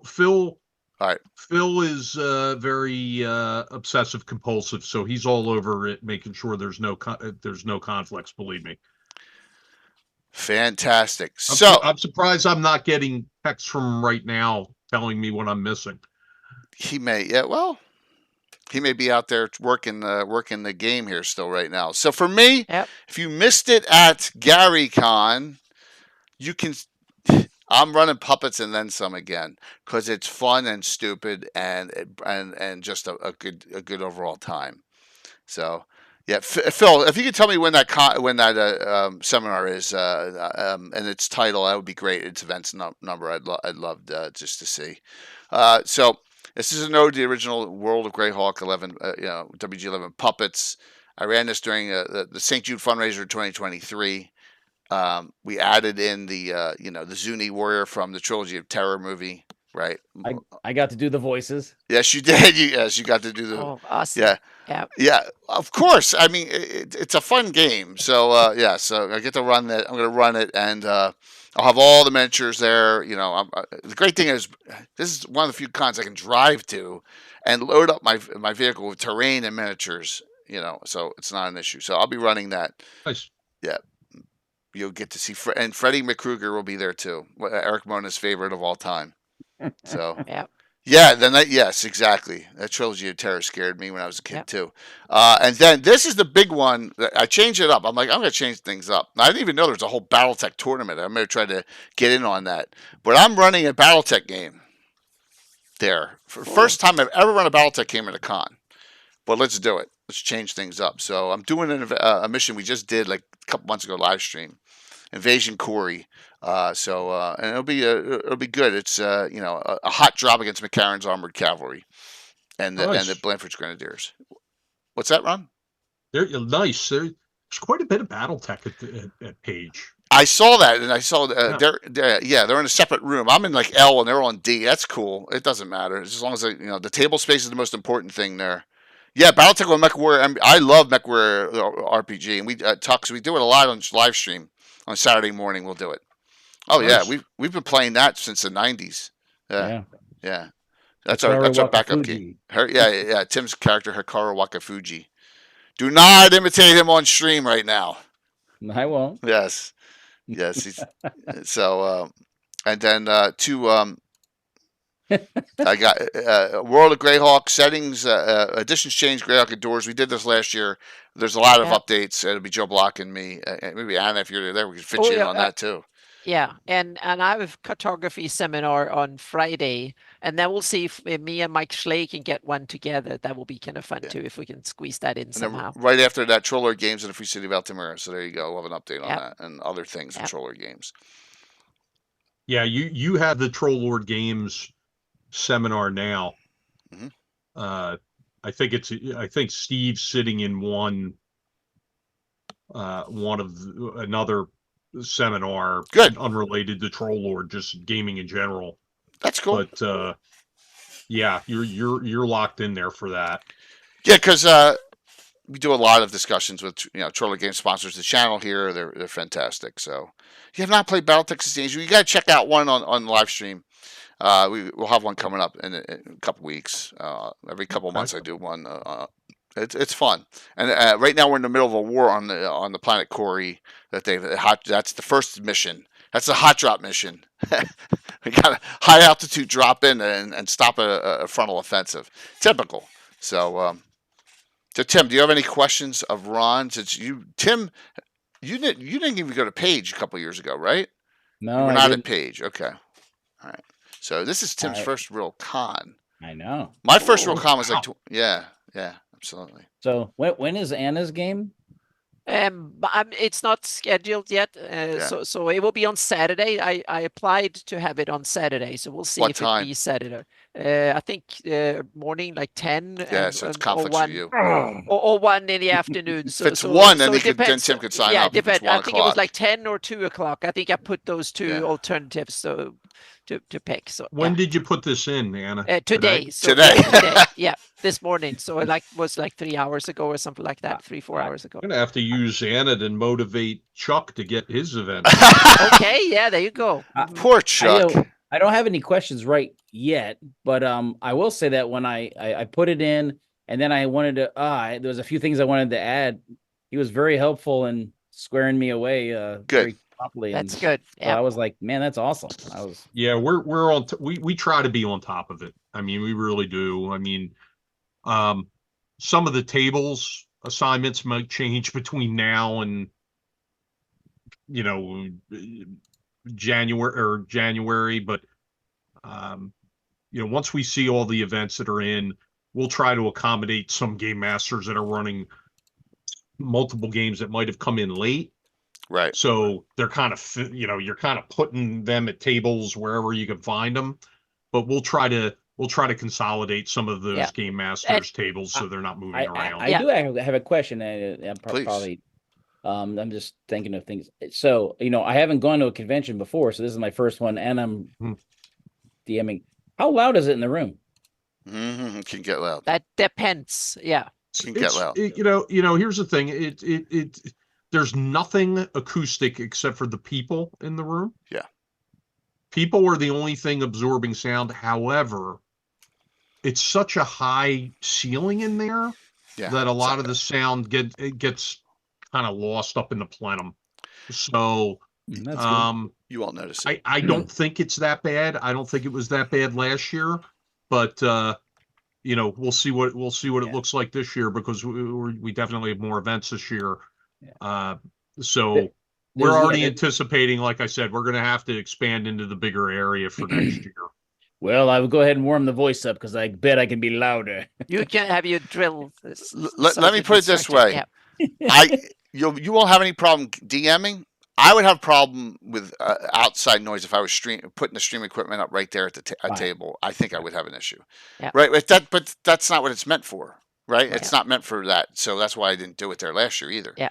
But and Ron, if you need to cut my game down to 4 hours to squeeze it in, no, and move it around. So we'll make it work with what you want to do. I mean, but if you want to move it around, then if there's something else you want me to do, then please do. Yeah. Mm-hmm. No, it's okay. It'll we'll make it fit.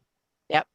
And I can tell to anyone who's interested, I will run a session 0 online before the convention, go over some of the rules and stuff. So you can come on, get up to speed at the convention, so to speak. And there will be a PDF and you will have the rules and stuff like that to dig into. And I will have a go over. So we don't have to sit and spend 2 hours at the game table going over the basics. So that you will have access to that beforehand, so to speak, and we can have Zoom because it's like a 3-5e mashup rule set kind of thing. Yep. So it's a 5e based, but a little bit 3e flavored. Is probably my kind of rule set. Yep. Well, I'm sure. But if you play D&D, you would know. I'm sure it'll be. Yeah. I'm sure it'll be awesome. Thank you. Yep. So it's going to be an exciting time, and I think it's better off the third weekend than the first. First was coming right off the holidays. I think this will be a good time slot. We'll traditionally be Martin Luther King Jr. weekend moving forward. We already have that locked in with the convention center. Good. That's really good. Good to hear.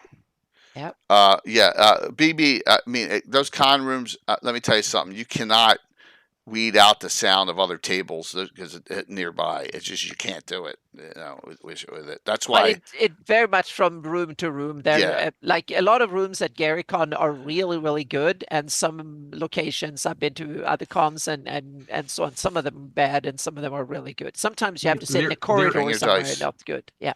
There is an option if you're, especially next year, in addition to the additional grand space, there's a bunch of smaller rooms in 2026 that come with our rental. I think there's more than a dozen of them.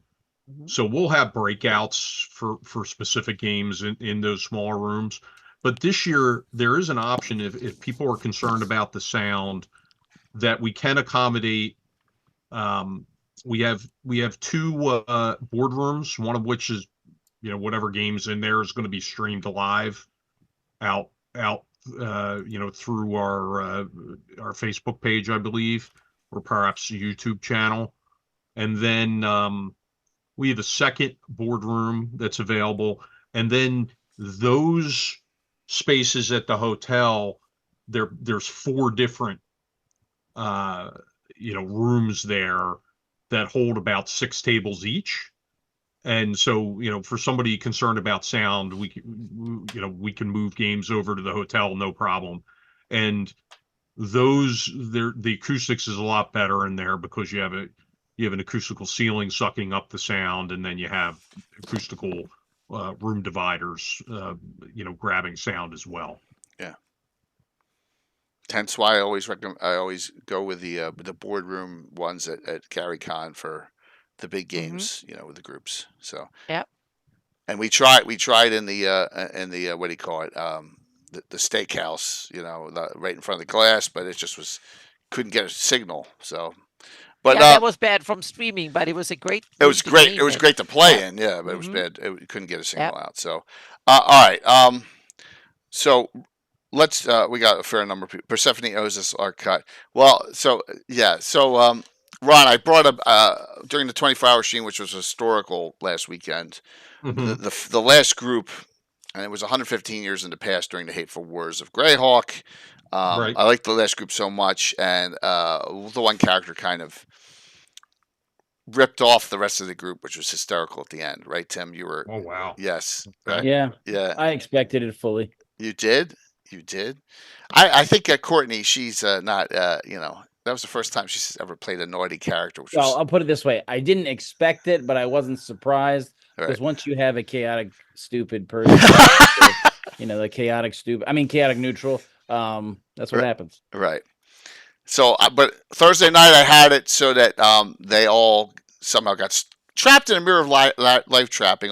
And then so I got them down in my present day game so I can have some fun with them, as I like them so much. It's easy to write in those storylines into your game real well. So always have fun, and that gives a lot more people players, right, Curtis? So you got one of you got Frederick Coldwell back.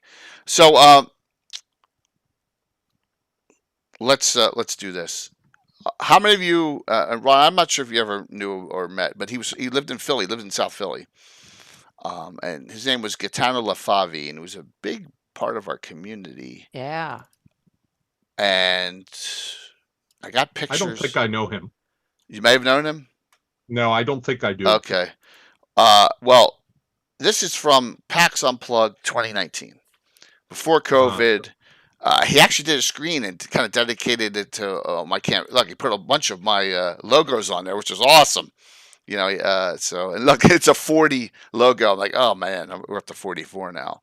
So and that's Gaetano. Let me show a couple other pictures from PAX. And here's him with Walt and Bill and Master Crafter chatting it out. And we were in the library. Look, the Alexander Library is right there. We were in the library main room, which is really cool. So talking it up. And here's the group we were playing with. So I had a real good group of players. There we go. So some younger kids. I think this is Michael Simon. He's local, and he brought his son and 2 of their friends. So it was fun. We had a real good time. So unfortunately, he was getting ill, and we didn't hear anything from him over the holidays. And Tim played his game. Was setting up to play his game a couple weeks ago. And called his. He was the only one who had his phone number. All I had was his email address, and he wasn't responding to emails. If it turns out, Tim, tell everyone what you found out. Well, I just called and found out he has passed in November. Yeah. So I felt stupid. Yeah. But and saddened. So that's about it. Yeah, it He sucks. was a wonderful member of the community, and I'm so glad that I got a chance to meet him at PAX. Yep. Yeah. You were there that year too, Rana, right? Yep. Oh yeah, because I got a picture met of you him. here. Mm-hmm. Yeah, I met him. We had lunch and sat down and chatted and met at the game table several times and stuff. Yeah. So yeah, I actually have we, you at dinner. we Look, wandered the halls for like 5 hours, 4 hours or something like that one afternoon. So yeah, we had that evening was awesome. Yeah. there's Anna sitting with Walt, and then my friend Bill. These aren't Yep. gamers, and Steve and Bill showed up at I forget which bar this was, right nearby that we went to. Yeah, it was like across the street or the Yeah, next block from the yeah. convention center. So Yep. that night we hung out there. Yep. So it was Anna looks like she was hitting it pretty hard, huh? Oh yes, me and Walt, we had a good evening. Yep. Yeah, Walt can. Yeah. Walt has a bottomless stomach. You know, you ever see Thursday morning, Thursday Uh-oh. evening when the game? No, he'll bring he'll bring 4 double cheeseburgers, and they'll be gone in like 30 seconds each. So yeah. So I just wanted to say, it's another. You never met him in person, Rob. That's well, Yeah. this Yeah. is the last time I met him in person. Hey, Yeah. Chris. I sent you another trolley game coupon, Trish, from the winning from Thursday night. Yeah, so he's credited D&D creator as well. Yeah, absolutely, Troy. So we're gonna try and get his stuff because he was huge. He was the Tomb of Horrors guy. He built up a whole campaign around that area, the vast swamp, and yeah, it was that was his thing. So we want to, just like we have a Len Kafka archive, where Len bequeathed all the stuff to Enemy, and the whole community now is published a lot of his adventures, that stuff at Gen Con we found out, and things. It's been your group was very kind to give me some of that Kafka stuff at Page, and I appreciate it. And that's Cannibal. He's on now, Troy. Yeah, so Yep. I'm assuming Troy will be there again this year. Oh, that would be awesome. Yeah, Alan Gray will archive his stuff. So yeah, we're gonna try and get. But we want to wait a little bit. We don't, because yeah, it's always so tough when something like that happens. I mean, you and I both knew Jason Zavoda. And it was a similar situation that his game collection fell into the hands of what I'm going to call professional scavengers. Yes, yeah, you did say that. Unfortunately, it happened to be the dart driver that was driving him to his doctor's appointments and everything else. And fortunately or unfortunately, he started selling the stuff on eBay, and Jason didn't keep his stuff in order per se. So he was selling a lot of incomplete stuff, and I was the one who bought some things, and I'm like, hey pal, this stuff's incomplete, and what are you doing? I see you have a lot listed, but I'm looking at your listings, and just from getting to talk to the guy, I had surmised that he had cleaned out Jason's house. Yeah, that sucks. And that's terrible. Well, I was able. I was able to liberate some of that stuff, but unfortunately, how can I put this? Jason was living rough at the end, and a lot of animal damage and things like that to the things. But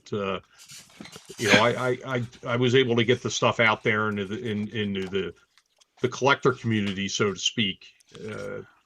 At reasonable prices for people, because the gentleman who did scoop it up was nice enough to see that, like, he was in over his head, and that there were people who knew Jason and were looking for that collection, and so everybody was able to grab what they really wanted out of it, and that was good. Yeah, it's casually. We'll talk about that. You do not have to stream on Virtual Con to be part of it. No, not at all. It's a normal con. That's a special bonus. So yeah, so with Gaetano, let's hopefully he passed and is in a better place, and he's not in pain anymore. I know it was rough with him at the end. He was saying, Jay, the last time I talked to him, I'm going to say it's got to be September of last year. He's like, I haven't been around for a while because I just don't know when I'm going to, I don't know if I'm going to be around. So, that's why I stopped I said, sub, I'm like, don't worry about it, man. Do not worry. And that was so unfortunately. But that's going to happen in the community, and it happens with a lot of other people that we try to interview. I mean, look what happened with Jim Ward right before Gary Kahn. So take what That's why I'm always trying to get some of the people I've never had on before. We're gonna regret the day, we never got Scott Benny on a discussion. That would have been one of the best ones, because all the stuff he Yep. did. So just note that's part of unfortunately the existence we all lead. So Anna, where can someone download all 4 of these? Do you know? They can go to my website and get, or hang on a second, we can These put are some Len. We links had a in here. question in chat, so all 4 Yeah, Lens. they can go to That was John. John. Yeah. yeah. Chat Len. We can put some stuff in here, and they can go to La Kafka archive. Hang on a second here. I post the link here. There we go. There you go. That should have it there, John. Yeah. So thank you. And Cannibal Publishing. Yep. Thank you. Awesome. Both Yep. spots. Mm-hmm. All right, so they're free. And by the way, we submitted them for Ennies and they had no shot, which sucks. The last 2 that were done for Ennie awards, but that's another political thing. So Ron, what do you want to shout out or discuss that we kind of missed here? Something else or anything that you'd like to highlight? Well, one, I think for the, your followers, we have a special discount code for them. Let me shout that out.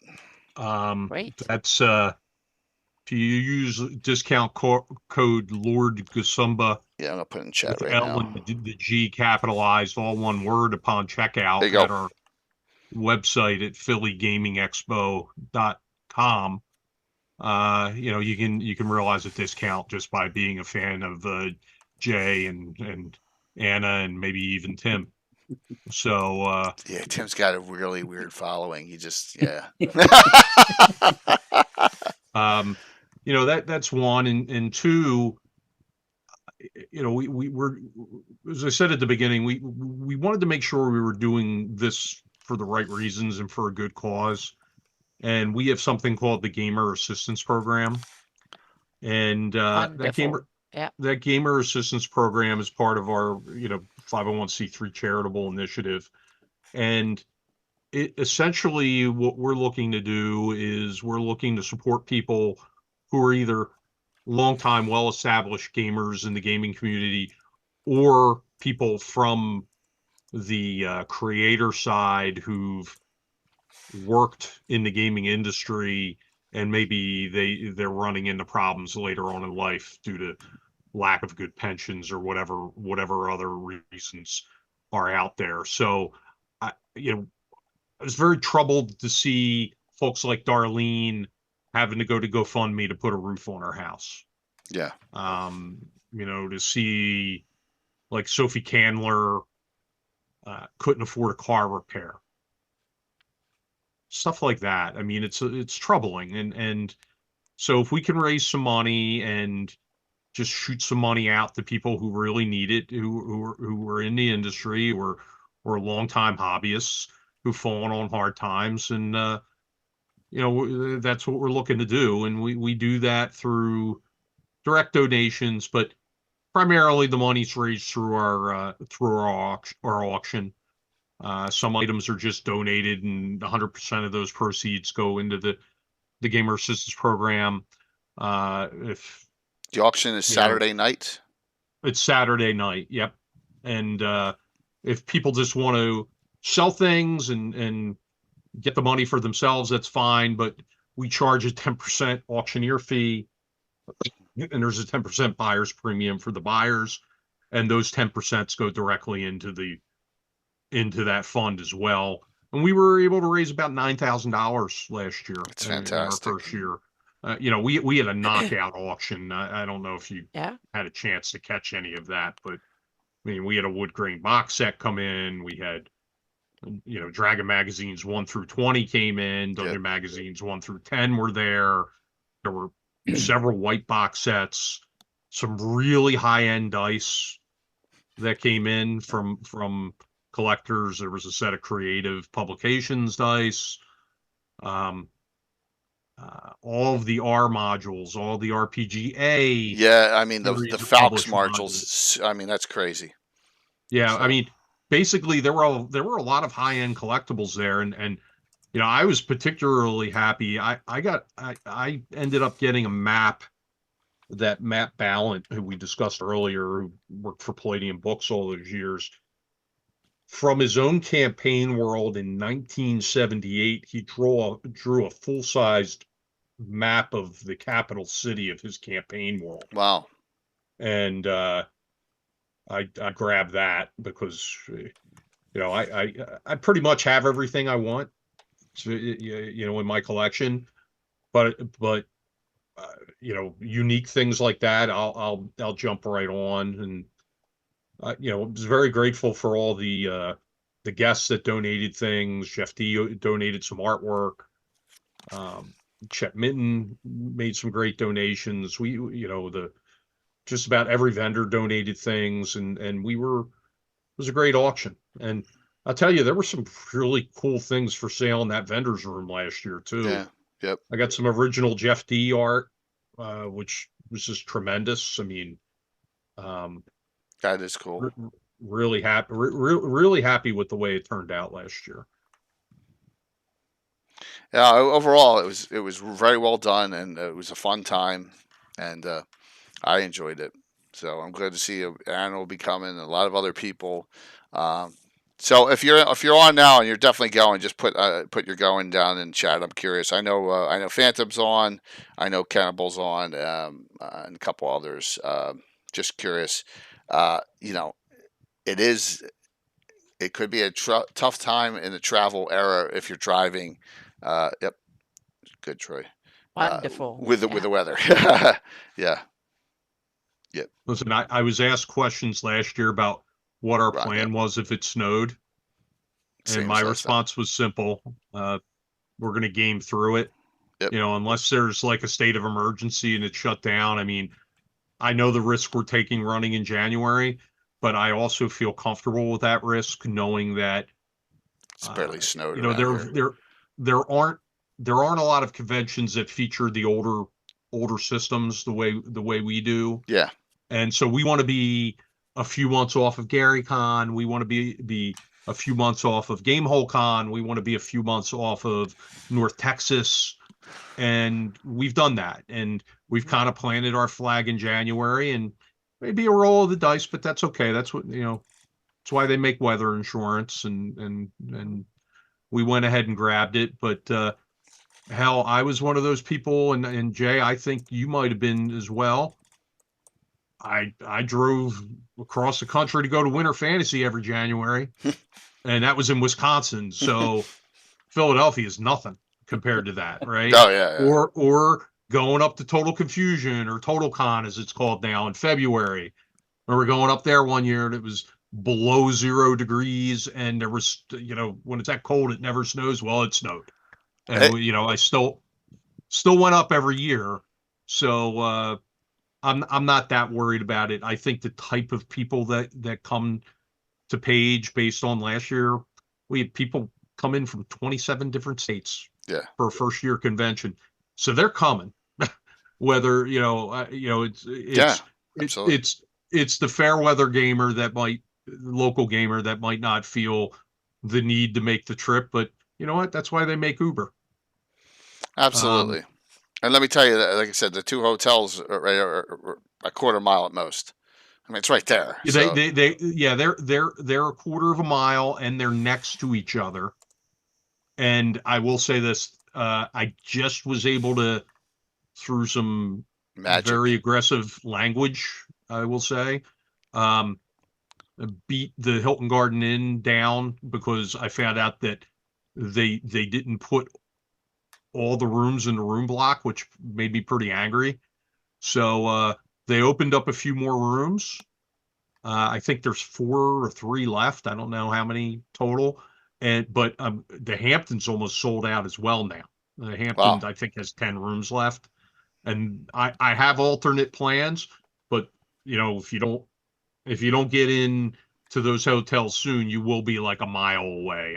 There's nothing I can do about that for now. This isn't a hotel there to accommodate Right. the full convention attendee Right. group. I will say one thing additionally. Our gold badges are almost sold out as well. Gold badge holders, they get a free T-shirt. They get a free little mini cheesesteak, Philly cheesesteak miniature. Not as big as this guy here, but That's pretty impressive big. by himself. They get a free pin. We have convention pins this year with this logo here on it, our color logo, and they get to choose their events first, starting on August 1st. So we have a small handful of those left. So if you're looking to get in and like some of these games and want to make sure you get into Jay's game or Anna's game or the ever mysterious Tim's game, you can make sure by getting a gold badge, because you'll be first in line to choose your games. You'll have 2 full weeks before everybody else gets to choose. It's not like the cost of a diamond or platinum badge at Gary Con. Trust me, I know. I think they're pretty reasonable. Our gold badges are 125, and our Friday through Sunday badges are 70. So it's not that much more. That's really then you good. get the discount, and Yeah. grab a gold badge if you can get it, because for that extra $40 or $50, you're getting the shirt, the pin, and the miniature, and getting to choose your games first, and you get the game in that Thursday night slot, which isn't open to the regular weekend badge holders. They start Friday morning. See how fast 2 hours have almost gone by? Yeah. It's always that way on these live streams. It's boom. So, Tim, any other questions you may have? No, I'm sure I'll think of some as soon as we're off. Oh my gosh, a golden Kappa train is close, everyone. Wow, I don't even know why. That would be like the 4th time ever I've had a golden Kappa. Don't worry about it though. They happen like out of every 100 hype trains. Yeah, it's a special hype train. So thanks, Moose, for hopping it up. So no other questions? You're good, actually. Well, I'm sure I'll think of something as soon as we're off. So I'll be like, oh, yeah. Well, I really appreciate you having me on, and you and I live very close to each other. At some point, and Tim, you should come down my way. You've seen pictures of the game room, but I'm pretty heavy into the miniatures and terrain as well, and I'd be happy to have you down, or be happy to make the trip up to Mount Royal if need be. Very cool. And I always got something going on. I'm always. It's just Don't go Chuck Cumbo on me now. I've never. Sounds like the excuse train is leaving the station. If I say I'm going to do something, I do it. Right? That's the thing. That's why I don't always commit. The key to get him to say he will do it. Yeah. Hey, Chuck played in my 24-hour stream last Saturday. I was semi-shocked, right? And he did, and then I had two giveaways set for Troller Games, and he's like, "Hey, check your Discord." Okay, and he gave us 9 giveaways. Some of them were huge. And I was like, okay, so that's just the way it goes with Troller Games is a great sponsor. So you win and lose with Chuck, which is okay. I'll tell you all, he had a semi-legitimate excuse for not being here. So lords are mysterious as well. Yes, they are. They are, absolutely. So another quick shout out here. So I made a change, and Ron's going to help us shout out Virtual GrowdCon too. We made a little deal. We're gonna each support each other's cons here. Yep. Virtual GrowdCon 5 is around the corner. If I can find the right man, I got 300 shout outs on this, right? So let me go here, and let me go to here, and then boom. And thank you guys for supporting that golden Kappa. Let's double the giveaway. Whoever gets a giveaway, get a choice of two D&D reprints. Okay. So this is wrong. October 4th to the 6th. Yeah, we need to. So I'm like, why haven't I done this before? I am adding Thursday night. October 3rd. I always do a prelude game on Thursday night for it anyway. Why aren't I just adding Thursday night to the con? So if people want to put games in Thursday night early through the night. Oh yeah, Shlomo, this is Virtual Con Yeah. 5. This is our 5th year of doing this. Yep. So we're going to start on Thursday night, and that way people can put in games Thursday night if they want to DM them, or Friday late night in the 2:00 in the morning. You can put them in. So what's already been set, and let me just share some of the events that are in already.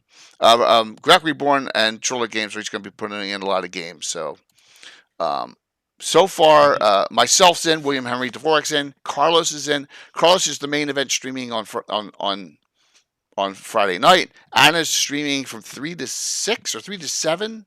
Yeah, right? something like Yeah. something like that. I Yeah, 3 forgot to the 7. time, No, but 3 to yeah. 7 on Saturday. I got my Yeah. main event Saturday night. I'm not going to do the Joust this year. I'm going to do the Lost City of the Soul this year. Here, Rob, are you in yet? It boggles my mind. This is number 5. Yeah. It is. Yeah, it's the 5th. 4 So hour slot, it yeah. is a Yeah. $5. It's just to cover the cost of TTA. $5 plus the. That's it. That's it. $5 for badge. Yeah, the games are free. So Yeah, games are free, $5 a badge.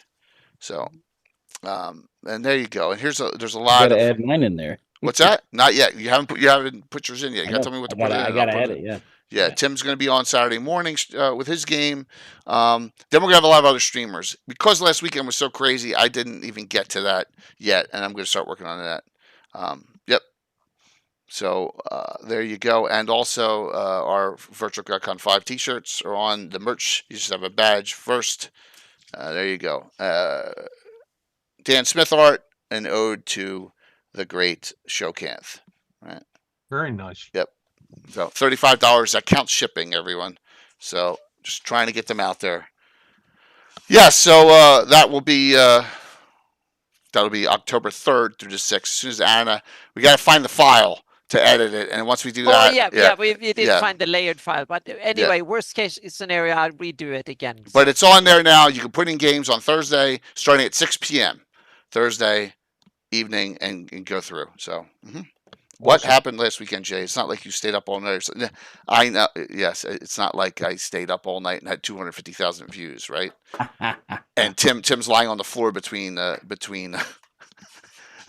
It was a long one. The space was there, and it was convenient. Yeah, and it's like, oh, you should do that annually. We'll see. It might be a cool thing to do once a year. Yeah. Are you streaming your regular game that Thursday night? No, I am not, Troy. I am doing 2 different Lost City of the Souls. So that game Thursday night is a sign-up game.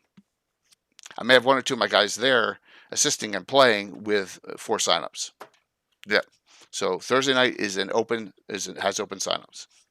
That'll be the kickoff game. It'll be streamed. Yeah. Plus, Andrew Scott Perry Sunday morning is supposed to be doing his first warp adventure for 8 of the community. Now I have to handpick them, he said, because they got to pre-approve everyone. So, yeah, Anna has to join us if we make it annually. Yeah, Anna's usually a backup, and thank you for that, everyone, with the Golden. Yeah, I was available as a backup just in case. Yeah, Anna's always available as a backup. So no, we had 100% attendance for the 24-hour, which was great, and everything. So, yep, you received 20. Yep, we received Golden Kappa badge for 24 hours. Yay! All right, so Anna, what else you got going on? I can post a link to my July update. Most of you have probably already seen it, but just in case, that we go over a bunch of stuff that I'm working on. I'm trying to wrap up a commission for Gamehole Con that I'm working on this year. And then it's getting stuff ready. I had a good stream Friday. I'm getting real good progress on mapping not only the shield lands but way more than that. So at the new standard, so to speak. So it's getting good. There have been a lot of setbacks, but now it's starting to feel like I'm really starting to get out of the stumbling blocks, so to speak, in the beginning. So that bodes really, really well. New website and a whole bunch of other stuff is in the works as well. But the rule set is taken off. It's taken 5 years, and I thought it was just going to be a house rules, but it's going to be a full rule set.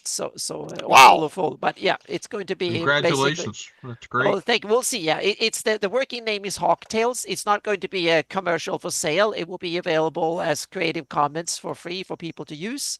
So quote me and just use it, because I wanted something to it's for me to use primarily, but then I want everybody else to be able to use it if they want to. So it's based on I'm using the SRD for 5e and advanced 5e basically, but it has a lot of flavor from third edition in there, so to speak. And it's supposed to be, the motto is a game that is easy to learn and damn hard impossible to master. That's the That's goal cool. of it, so to speak. Yeah. Mm-hmm. Fantastic. Yep. So and it has. I've slaughtered some holy cows, but if you played D&D, you could feel right at home, so to speak. It has armor class and hit points and the stuff. So it's a game. It's a variant of D&D, but I have no classes in it. So it's a kind of out there kind of Nice. variant of D&D, but it's yeah, and it's for sandbox games specifically. That's what it's meant to do really well, to do sandboxy games. That's the goal of it. So yeah, so there's a whole bunch of stuff in the making, and I'm so happy to have 700 people that supports me, Yeah, and plus that's great. community. So I'm blessed now that to have such a wonderful community supporting me, make it this possible. So, and possible for me to get the airline tickets to go to conventions like Page and stuff too. So that's amazing. Yep. Excellent. Are you going to Game Hole too? Yep, I'm I'm a guest at Gamehole this year, and then we have Virtual Greyhawk and then there will be Page, and then there will be GaryCon next year. So it's good. There was like 4 conventions this year, so and then one early next year. So it's good. Perfect. Yep. Ron, anything else you'd like to discuss? I really appreciate it. No. I really appreciate the Of course. time, and I'm happy that you're all coming out to the convention. Yeah. I'm glad that Anna, with all the conventions that are out there, that you did deem Page as being one that you wanted to kind of Oh yeah, definitely. get out to. I really appreciate that, and thank you. We'll do our best to meet everybody's expectations and exceed them. Ron, I really appreciate you coming on. It's been a pleasure. Yeah. And this Really will looking get forward to it. ported over to YouTube tonight, so it'll be on the YouTube, my YouTube, which is basically a backup. But yeah, we had a good viewership tonight, 75 average, so we are good. Here's Visions 1 and 2. So publications from the community, really nice. So Wednesday's show, we're going to sneak peek Visions 3. Tim's really excited because he saw the mongrels of the putrid tongue shield on here. Wonder what that's all about. So I know there's Roger Moore has an article. Right now, I think it's his Gates article. Finally, is coming out, and also I have a joint article with Ed Greenwood. Rumors about certain factions in Greyhawk, because you know how Ed does stuff on the shows, and then he sends me a synopsis of them, and he's given me permission to do anything that he sends to me that's on my Twitch show is to do a joint article off of. So you're gonna see more of these, which is really cool. Yeah, that is cool. Oh yeah, that's such a great guy. I mean, and I'm honored to have Ed played in the 24-hour. He played Roran the Reposeful, a bard, which is an ancestor of his current Greyhawk Mage character in my campaign. More Ed, of course, Curtis. Ed's such a wonderful guy. And I got him to spontaneously make a song. So. You did, absolutely. That's right. Who you played in that game again? That was the Jana. Oh my God, Jana! Yeah. One of the most funniest deaths ever. So that's Wednesday. Thursday we're going back to Hardby. What am I saying? Back to Narwhal. Look at me. Narwhal Headhunters Race to the Prize. That is the symbol of who, Anna, up on that banner. Mm-hmm. Who's that? Oh, that's Mistrine. Yeah, that's Lord Mistrine. I don't know what that has anything to do with the adventure or not, but yeah, we'll find out on that. If you put it there, Yes. So that is Thursday night, 1057, because we burned through a whole bunch on the 24-hour. Thursday night, 7:30, Gamescape 3D giveaway on that, and then 50-50 on the Saturday game next week. So And then we'll have Gabbin again next week. So let's do the giveaways, and then we'll raid into someone. All right, last call, exclamation point drawing. The winner will get their choice of 2 Classic D&D reprints. All right? Cool. Bump. It would be, one here. I think I'm going to raid into someone a little different tonight. Change it up. I made another inroad, by the way, into another group. You know how I'm trying to cross communities? So we're going to get some new characters in a group. I think Stronghold Tim's going to play in this with some of the music industry, the ones that do the DJ spinning and stuff. Got a couple of them. Yeah, they're going to have characters. I think that'll be good. Thanks, man. As long as he brings a new set of dice, he'll be fine. Yeah, man, that was terrible. I've only seen Tom roll as bad as he. That was so awful. What am I doing here, Club? I'm sorry, I'm talking to myself. Giveaways, here we go. Closing it out. 5, 4, 3, 2, 1. Closing. The winner tonight is gotta be on Crazy Cyber. She's great. I saw them on earlier. You missed it. You missed it, Chad. Just make sure Crazy's on. Hi, Chad. Yeah, Chad came. He drove up from Maryland to hang out for the last 2 games in the 24-hour. So I see him in chat. There you go. All right, Crazy. Let's get together and figure out what you want. All right, who are we rating in tonight? Oh, Heather's on. I always rate in the Darling. I'm gonna switch it up this week. She's doing Cyberpunk, so I wanted to see Tabletop Notch. Grouch Couch, maybe. I haven't done Grouch Couch in a long time. We're gonna rate into Grouch Couch. Give them a little love here. I just want to make sure they're doing D&D. Give me 1 second here. So, Ron, let's keep the communication channels open. I think well on to having a great con coming up. Now he's doing something a little different there, so I'm not going to rate into Grouch Couch. You know what, I'll rate into Tabletop Notch. They have 164 people on, and they really have come a long way. They're not partnered yet, though. I guess because they don't have enough streams. So, yeah. Thanks, Shlomo, and keep on hanging out. So we'll see you all a couple days off Wednesday. Where am I gonna go? Hit a button. Wrong buttons everywhere, Anna. You know that. There we go. That's right, your one of the hallmarks. It's it all the channel. time. All the time. Community. Let's get the raid going here.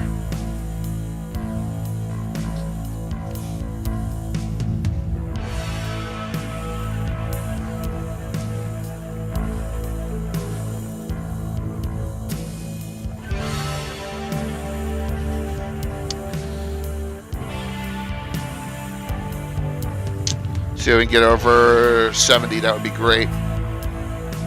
There we go. Close. All right, good. Yep. 5, 4, 3, 2, 1. See you Wednesday night. Let's make sure the raid went. Yep, it popped over.